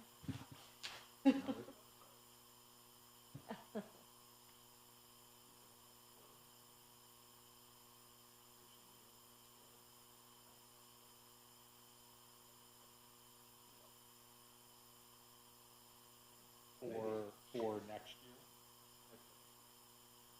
That would-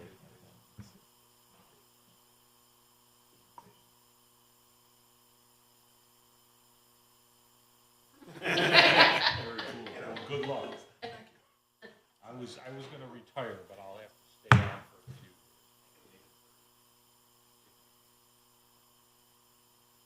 I have to get an apartment, I've already got that.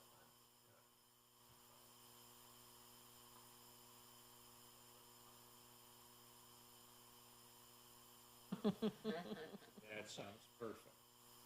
All right, good luck. All right, thank you all. Donna, I hope it was a fun first, Yeah, it's been series. interesting. It's been enjoyable. All right, so we got Carl out, 4 to 8.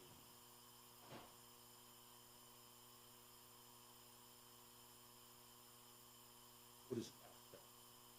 You can ignore those, the V and the SS is, study session and, vote. So those are just All right, back half. so, yeah, but they happen here, so they won't interfere with your, that was just me when we were planning which days we could take the chamber. Okay, so we finished the 6th and 7th and 8th. So we have the 9, 12, 13.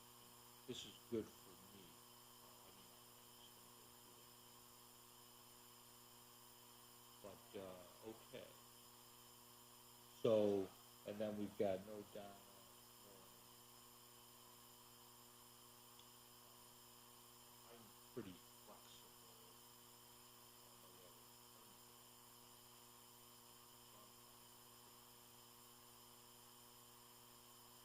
And then generally speaking, as far as the board is concerned, is there,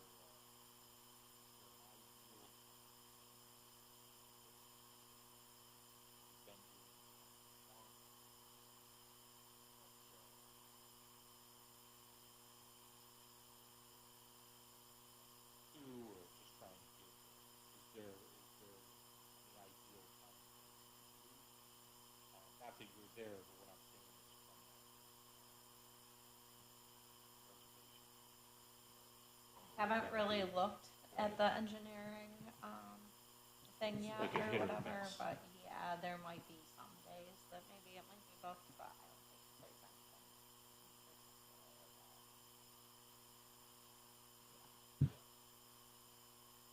Yeah, I'm probably going to, because I'm gonna try to do it as a block, so for the most part, I'll probably just try to put you in engineering, because iLab, has more stuff going on there, so basically what it'll be is, if it doesn't work for engineering one day, then I will try to do iLab for that day, but I'm gonna try to block it for engineering. Okay. Yeah, because there's, you know, a lot of these, without getting specific.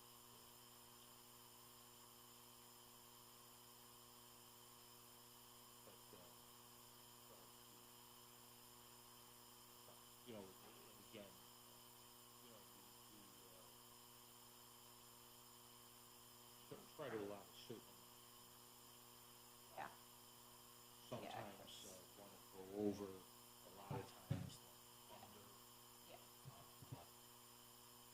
Especially like the Destiny or whatever, isn't that many, but a good block of them are Destiny, so it's gonna be probably easy As we can discussion. speak, the ones that are under litigation. Under litigation, or ones that, oh, well, I'm making the same argument on all of them, so it, I don't need to look at each individual thing, the position of each individual. So. But we probably want to aim to try to buy around done, because you're gonna need to still sign things, and we'll have to, I'll have to reserve something in here for us to do the final reading. I would say to try to aim for no later than that day. And,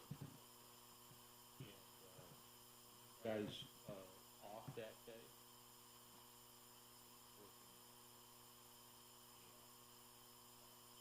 what you're saying is that you want to definitely, I mean, that might push it through.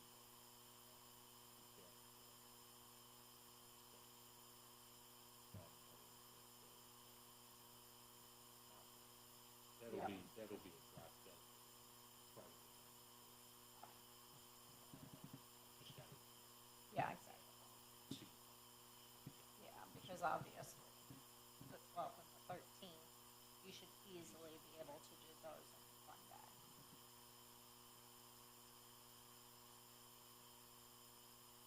Try to do an app, Mm-hmm.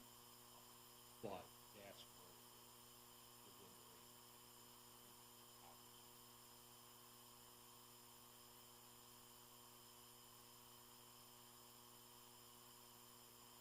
We'll get her done.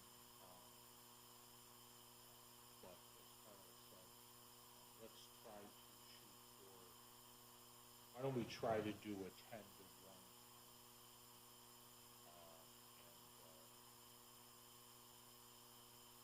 So then what I'm gonna try to book would be like 9 to 2, 9:30 to 2. Good. So that, for those of you that will be here before 10, you can get into the room. And in case if it runs over a little bit. So I'll try I will to tell book you like what a 9:30 happened. to 2. Yeah. But What- the 22nd, do you want me to book the afternoon? Then? Rather book it, Yeah. And and then if we don't need need it, it, so be it. exactly. What I want to try to do, we got, what time do you think you'll be freed up on? Perfect. So let's, even if you're, a little bit late, let's try to do like a 12.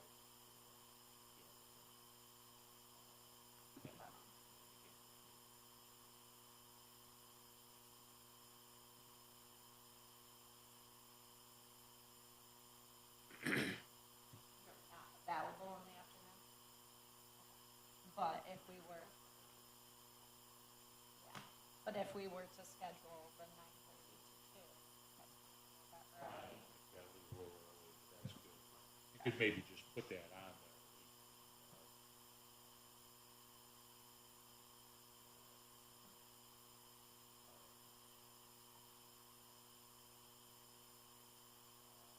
You wanna do No, I'm good.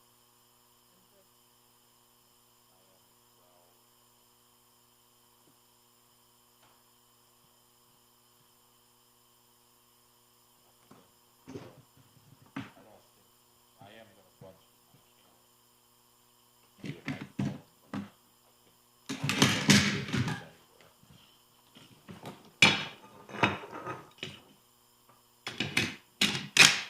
Thank you. Yes.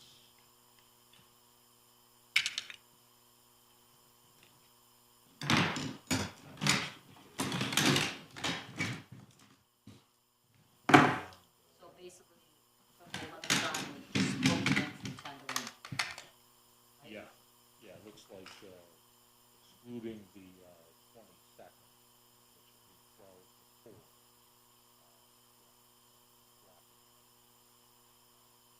Every other day, we try to do a 10 to 4.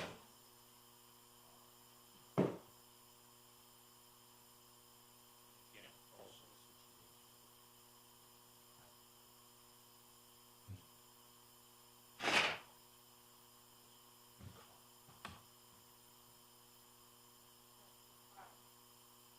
For the determination dates. Everybody's been here for those, right? Just, I am keeping track, okay. but I'll check, but I believe that everybody's been here. Yes. Yes. Does anybody miss deliberations? I don't think so. Okay.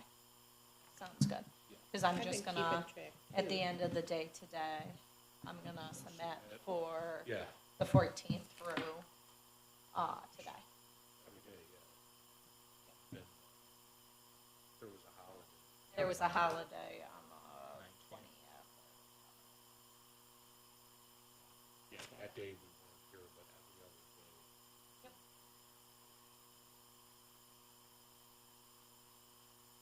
It's all been running. Yes, I know.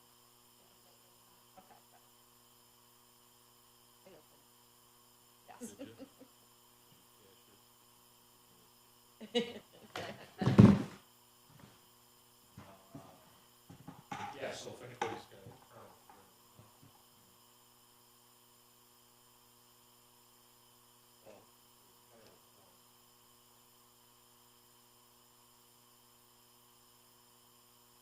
be able to check your emails on the phone. I email downstairs.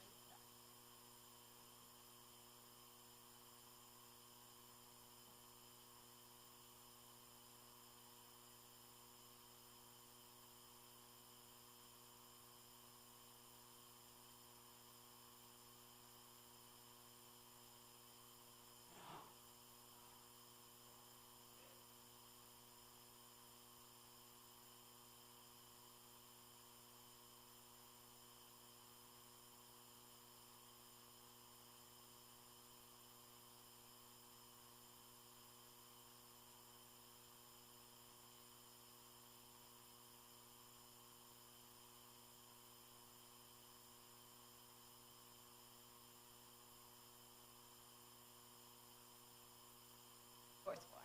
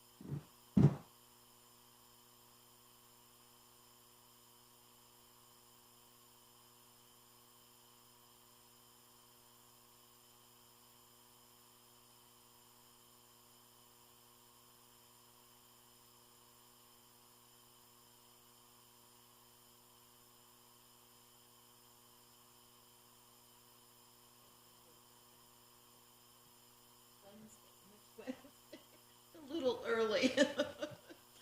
Better send me another one on Tuesday. Yeah.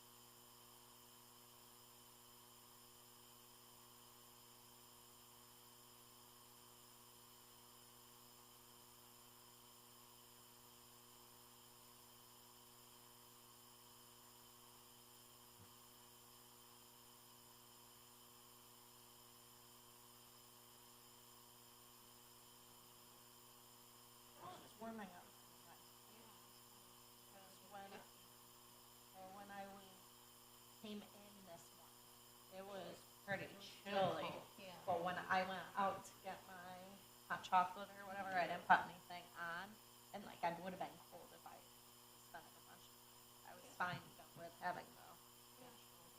Shows 41 right now.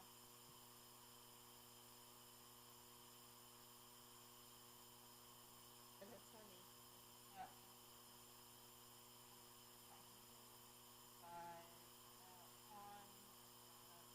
47.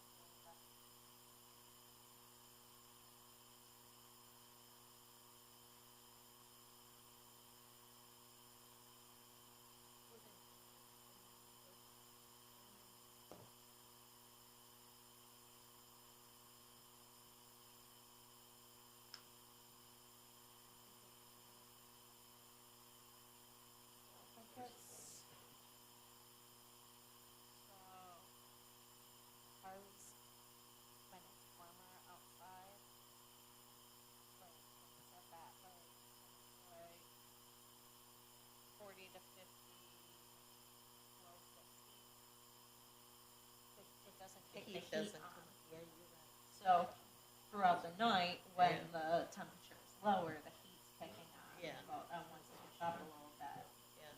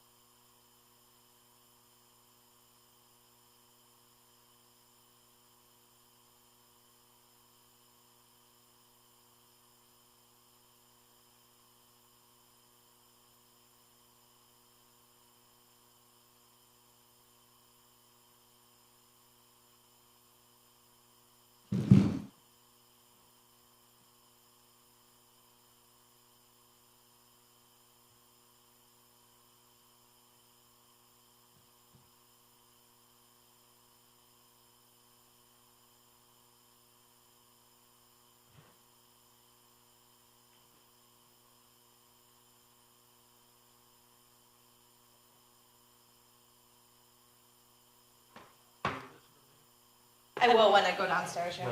Right, and I'll, because I'll be coming down. This is something.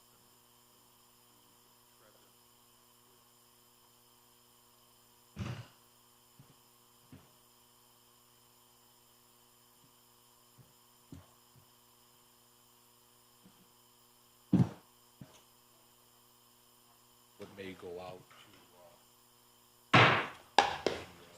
Squeeze this one next here. Sorry. No worries. he and I spoke. This is just an example. Well, it's an example format. Right.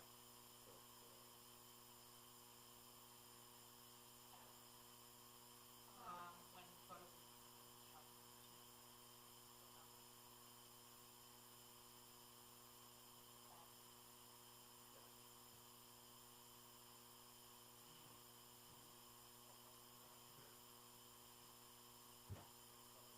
Well, actually, yeah, well, I think you're gonna go down maybe, 11:30 or so.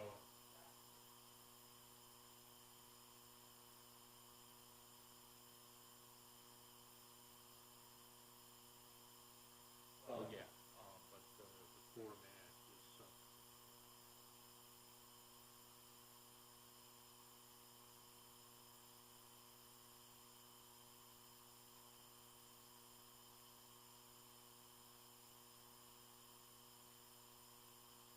Read it, yes.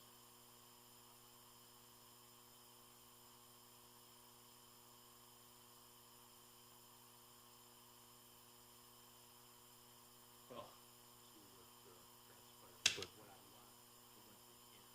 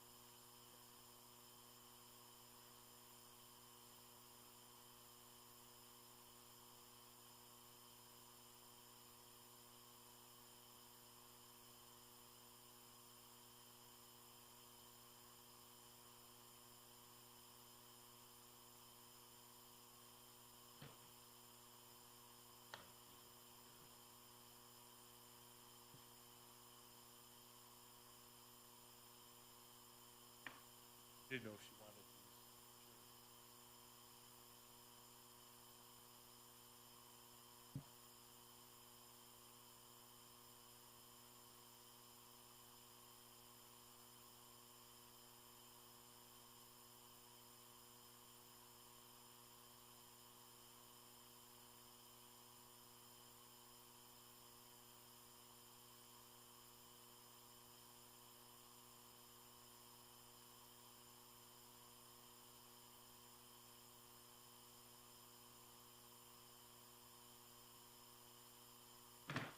And again, I don't suspect that there'll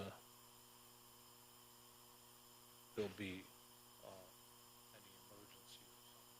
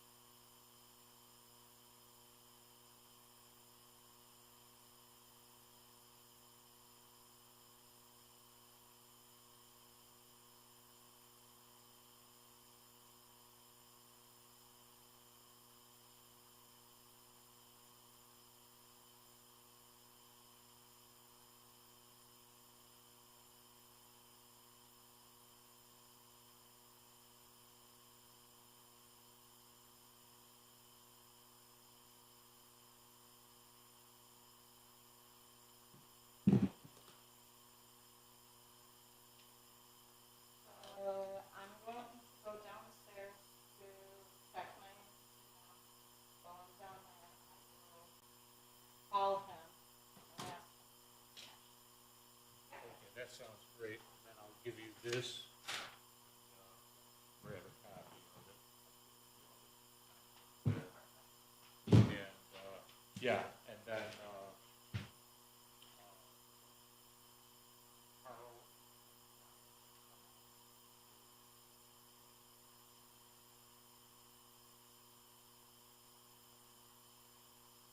These guys probably stunk.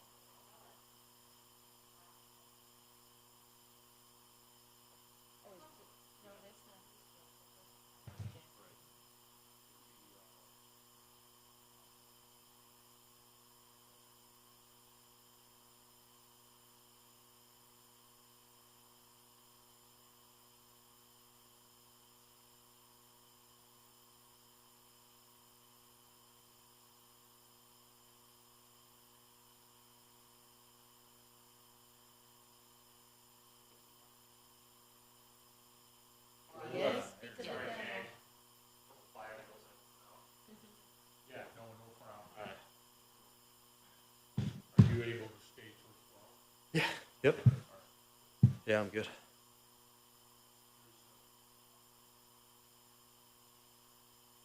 That there, if you want, just read over.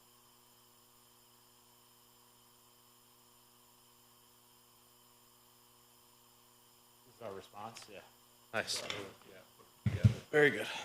but we're not gonna chat about it here. Yep.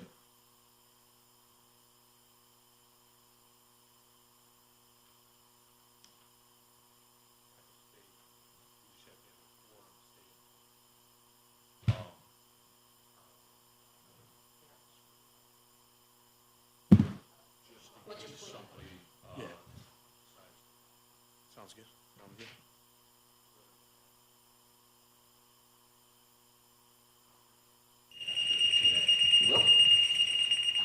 I volunteer at the fire department. I usually remember to turn that off in the morning, but I forgot today.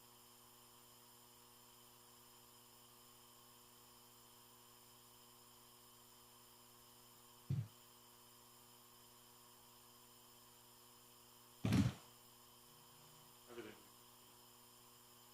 Yeah. Okay. Right, I'll see you Yeah. week after next. So. All right.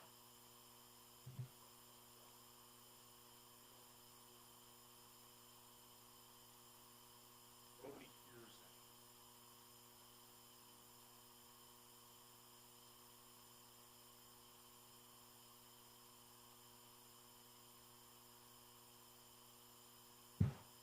But I'll probably put together, I've got everybody's phone number in my phone now, so I'll probably put a group text together sometime next week and just say, hey, we're all set for Monday.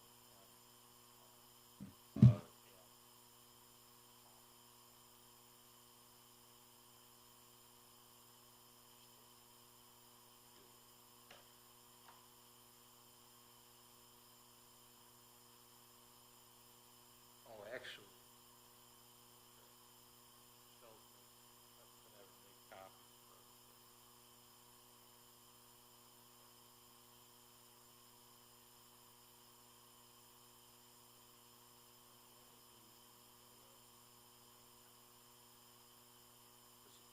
Yeah, that, you know that, and you could just jot it on a piece of paper.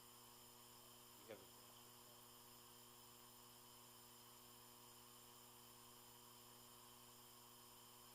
22nd. Yeah, so we're doing 12. Starting in the afternoon of 22nd. My stuff comes up, such last minute, but I'm good right now, so nothing glaring. Okay, and that's no problem. Obviously, work stuff. What I try to do is work around everybody's schedule, so. Yeah.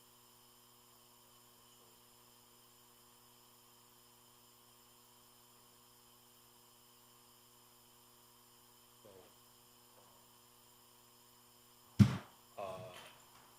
because we're pretty jammed up, so it's almost. Yeah. Okay. Sounds good. And, but as things come up, that we can work around it, great.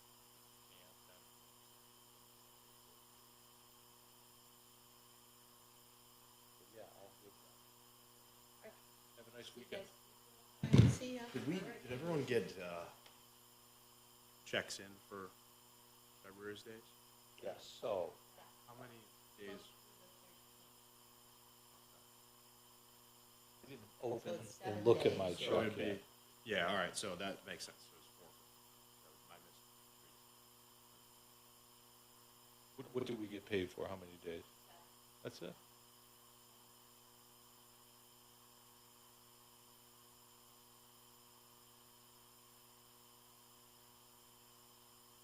Just 6. Oh, shit, I thought it would be more than that. Well, You that missed the sounds right first then, day. because you missed the first day. Definitely missed 2 or 3.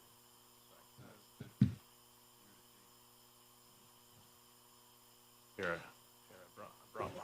I asked Well, that would Michelle be, this if morning. did we get that $100 in, this, yeah, we did. Oh, that's right. Yeah, we got the 100, that's right. Correct. Well, it was in December, but yeah. I believe so.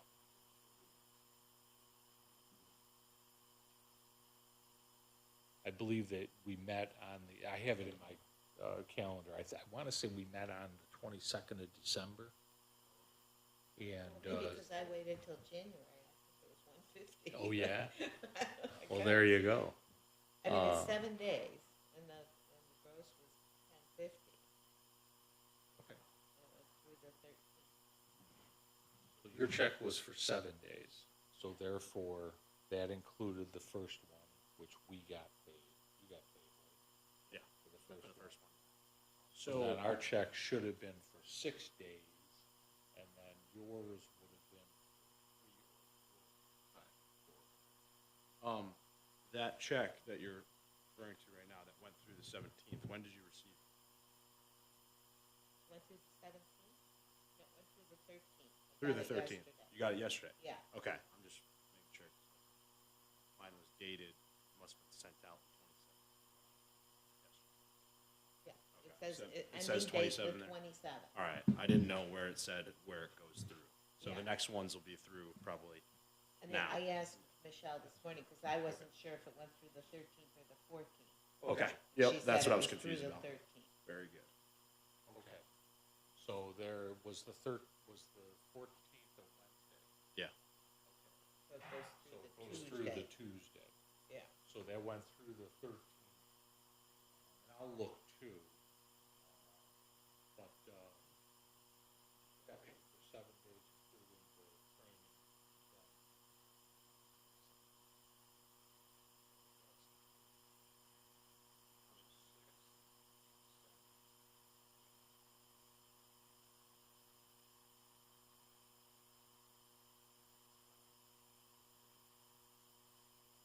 And I got paid for 7. It included the, Sounds like it's at this point. so you got 125 for the training? I think, I still have the stub, but do you remember that for sure? The check stub shows year-to-date. Oh, okay. yeah. There you go. I think I remember 125 for that too. And that- Because it gross came out to be like 110 Yeah. with the deduction, Yes. so it would have been 125. I'm sure that's the case, but I'm gonna pull my stub Bonus. anyway. That's why I asked you. Yeah, that's why I asked you, I think what was yours? Yeah. So yeah, so that sounds like, That's funny. okay. I think, what's my math? 1050 was the post. Yeah. Divided by 7. Yep, yep.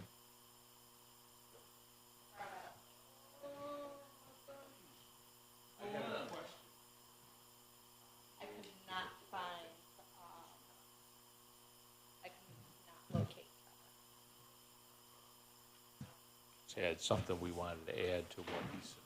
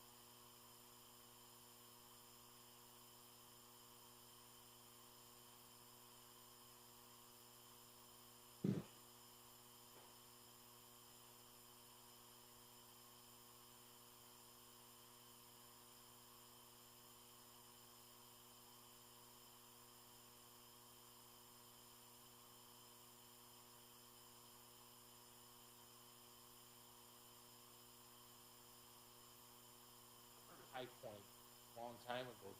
They must have started the program. You know, they've been around for a while.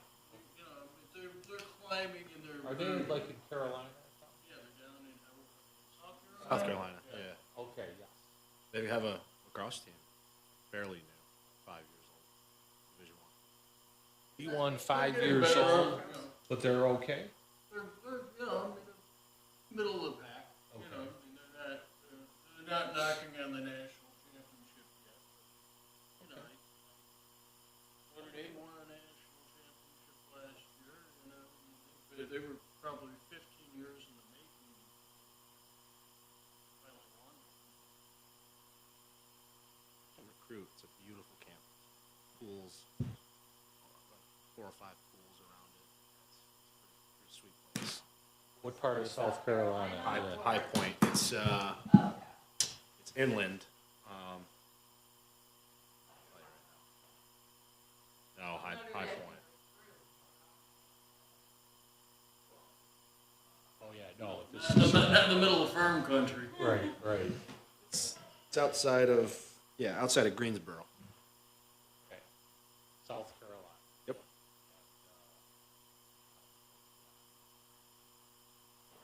Oh yeah, big draw. Sports growing like crazy still. Amazing. What they're learning.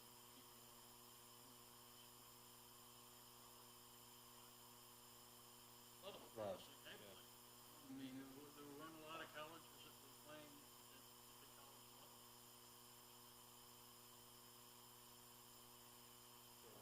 So this is where you wanted to share something from?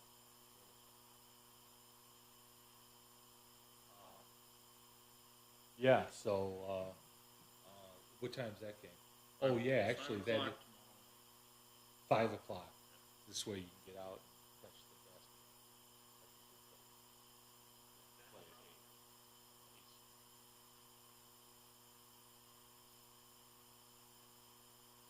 8. Into these, last year I bought the. We should, I wasn't stopping. Oh, yes, yes, let's show them. Mike, we did a little, we weren't sure what you do at night. Dirty. So we did a little investigative work on you. Very good. We have a private investigator. Oh, yeah. Tell us about that. Tell us about that girl. Yeah, what's that? Yeah, that's her cousin. I knew it. Oh, you know that. Oh, okay. Niece, sorry. Did you know that before or No. after? Yeah, we sang a duet. That was great. I'm a big karaoke guy. Takes after a spot. I enjoy karaoke. Yes, I do as well. But What's I your do, go-to? but after hearing my niece, My I'm go-to gonna attend is with her. Sweet Caroline. yeah, that's a good one. That's a showstopper. What establishment? That was at Orbeez, Hanover Square, Orbeez. It's like right over here. Oh, okay, Is yeah. that the World of Martinis or something? Might have been. Yeah, it might have been. Is that a good place? When they do karaoke. Other than that, I don't usually go there. What? I think they did. I think they took. I don't necessarily like to go up and do it, but I like. You like to watching watch people. people? Yeah. What's your go-to song? It's a country song. It's called "Chasing You" by Morgan Wallen. But so I turn into a Southern guy. You lived down there for what, 6 months or something down south? I lived in D.C. for almost 2 years. Really? Yeah. Really? Time flies, huh? It does. You're gonna be 30 this year? Yeah.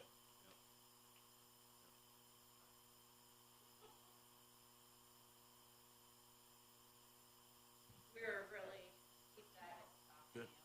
Very good. Yes. Love it. So, just so you know, when you usually preface something with, just so you know.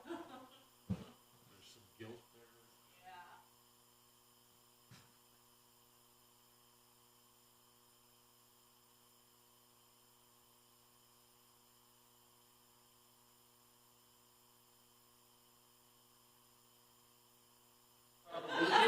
You probably should.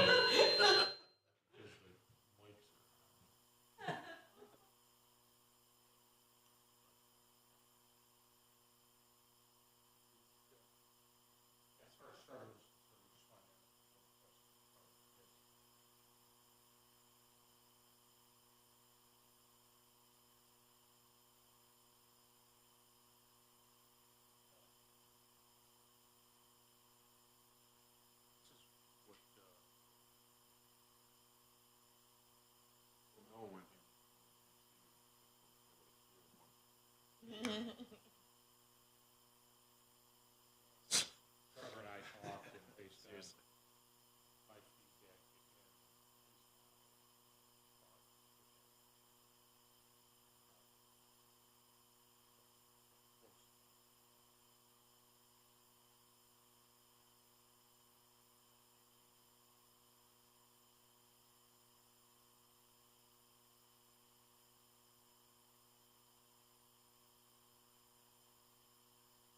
yeah.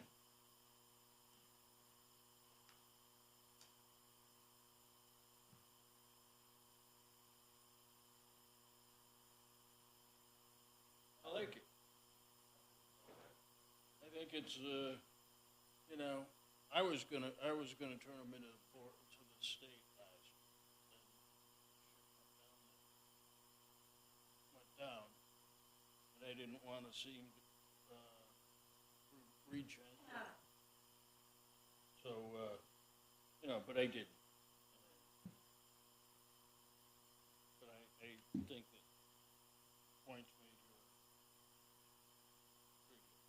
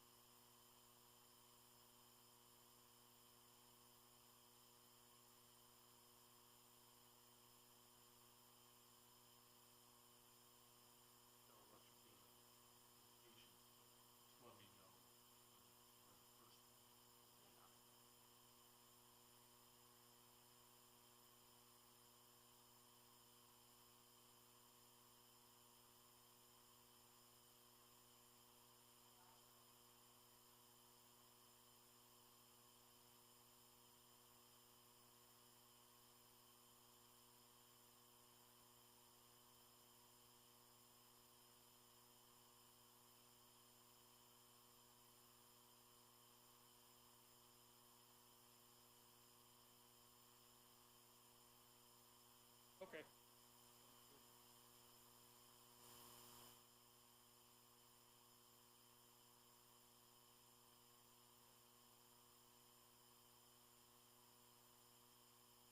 No, no, he bought me my season tickets this year. He asked me what I wanted for Christmas. Here's an easy one for you. Oh, yeah. Yeah. I think it's $20. I don't know, something varies, but yeah. Yeah, I mean, you know, where they get you is you buy a beer and it costs you $14. You go. Absolutely. Oh, yeah. Yep. No, crazy. The food, I mean, I went up Wednesday night and I bought a water, which cost me almost $5. Plus, I bought like their hot dogs. It's usually cold. I bought like a salami cheese type of thing, and I think that cost me another 12 or something. Oh, sure. So it was $20 before I even, you know, and I was like, Yeah, for frickin' water, and probably $30 for a beer, water, and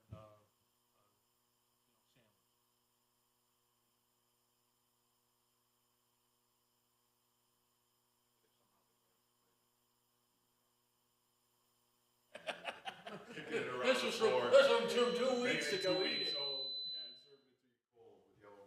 Yeah, I haven't tried the chicken in the place. I don't know whether I did. I was eyeing that, thinking, well, maybe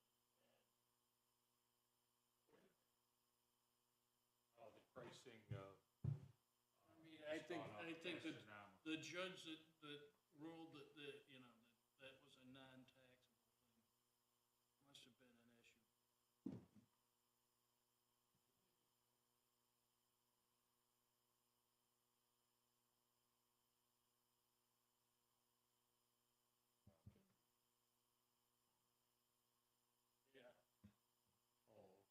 they gotta stand there or something, and the money goes back to West Jenny, doesn't it, or something like that?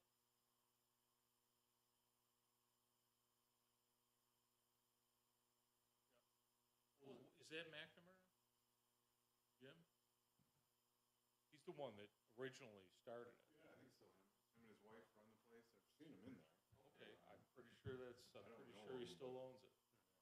It's a cool place. Their pizza's good. Their wings are good.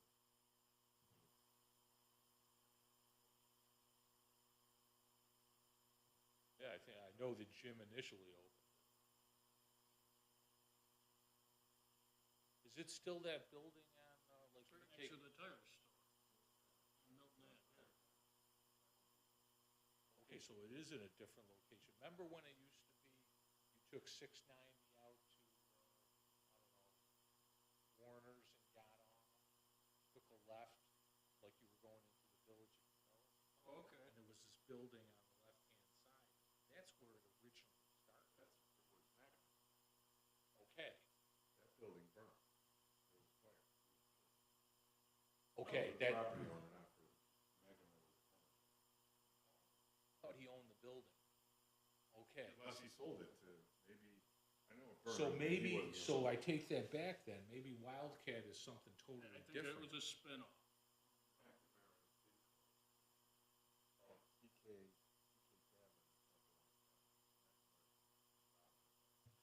Okay, and so is McNamara, Is it the same guy that owned that pub is now on Wildcat? that's what I'm asking. I don't know. Makes sense. I mean, Millis, West Jenny. When you saw McNamara in there, was he working or was he eating? Working.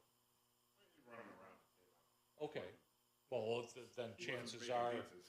so, okay, but chances are then maybe he is the owner of Wildcat. I only know him because somebody pointed him out. Friend of both running around. Okay. I've not been to the Wildcat. It's on Milton Ave, near where? Depot, where Staples is, there's a tire, what's it called? Dunn Tire. Okay. I'll have to, You'll have to wear your West Jenny stuff to go in there, cause I know. it's mostly West Jenny. oh yeah, I'm gonna wear my Hennigan stuff. Huge place. It's big, like warehouse. Violence. It's a nice place. And that, Oh, wow. Okay, so it's a hell of a business.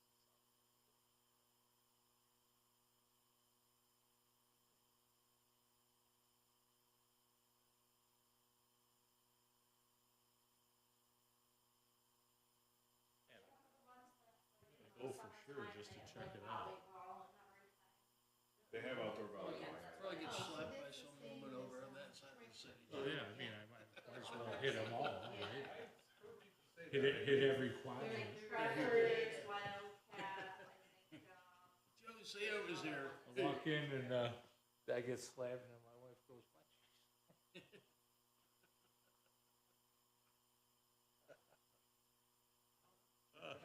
I have not, I've never seen remember. that person in my life. Can't remember. I am, Mike Bavinese.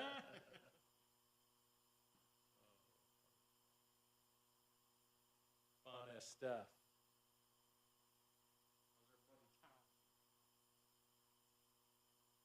Tom Johnson? He's got another day off. The guy barely works. Telling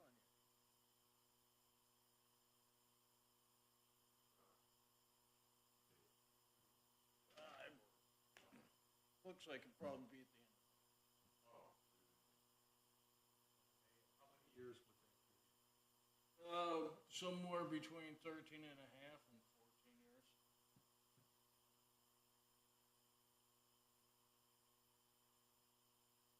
Yeah, well, I know, it's hard to believe. Bill Anderson. I haven't heard from Bill. I usually hear from him a couple of times a year. He's, both his parents are gone now. Oh, they are? Yeah, and they had a place in Ohio. His aunts were, he was gonna sell that and come back this way and build a place out in Cas, but he hasn't, as far as I know, he hasn't reached out to me. Probably been a year and a half.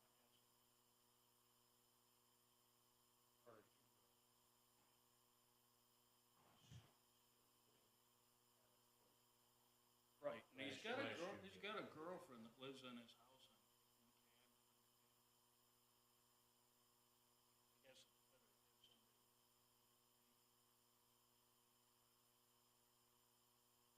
I guess it's better to have somebody. His girlfriend's living in the house that he and his sister.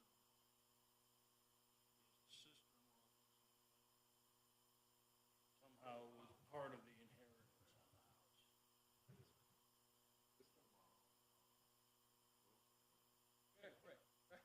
Right. Well, the wife, Erica had been sick for years. She ended up dying. Probably 10, 15 years. Bill was never wanted to be the caretaker, but he ended up, watching after his wife as she got worse, and then her mother outlived her, and he watched her for probably 5 or 6 years, and she finally passed. But she left the house to Bill and the sister. I'd love to see him again. He's still working?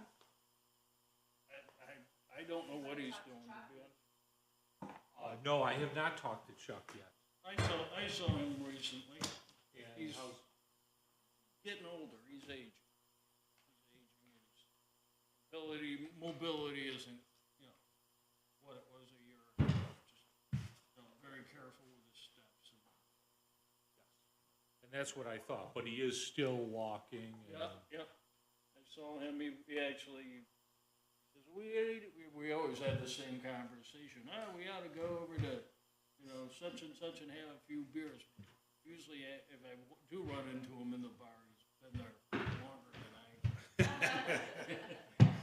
Actually, Swallows speaking of usually? that, yeah, I was gonna say, I'm gonna be at Swallows tomorrow afternoon for a West Hill lacrosse fundraiser. For a West Hill fundraiser? Well, Rocky, one of my best friends, took over the head coaching job.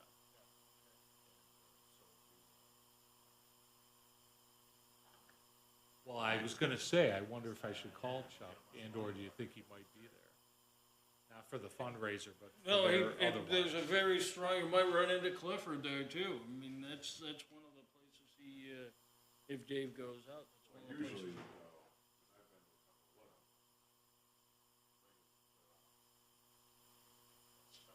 of them. They don't hang out in Swallows for the crowd. Yeah, and I get that, that makes sense.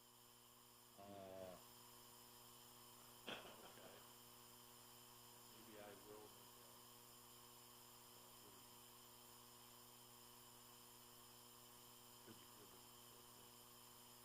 Yeah, well, yeah. He's Irish, You can I still mean, do come on. that, yeah. He's in a good way. Is- Really good. Oh, Swallows does? There's pizza and wings, if you wanna stop down. I'll pay your Get punched in the head if I walk into a West Hill thing. I mean, CBA. Right, if it was CBA, different story, right? We're not Miss Full, we're not going. Yeah, right, well, hey, your $20 you'll spend just like anybody else. yeah. Well, I was reading in the U.S. or Inside Lacrosse, Beeville's one of the top, supposedly one of the top programs.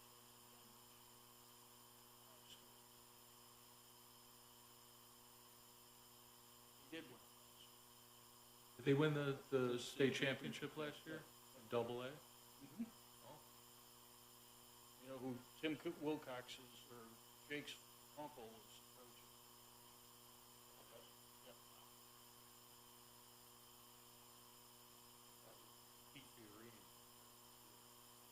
Yeah, no, and, Did this guy take over? from yeah, Pete? from Pete, yeah.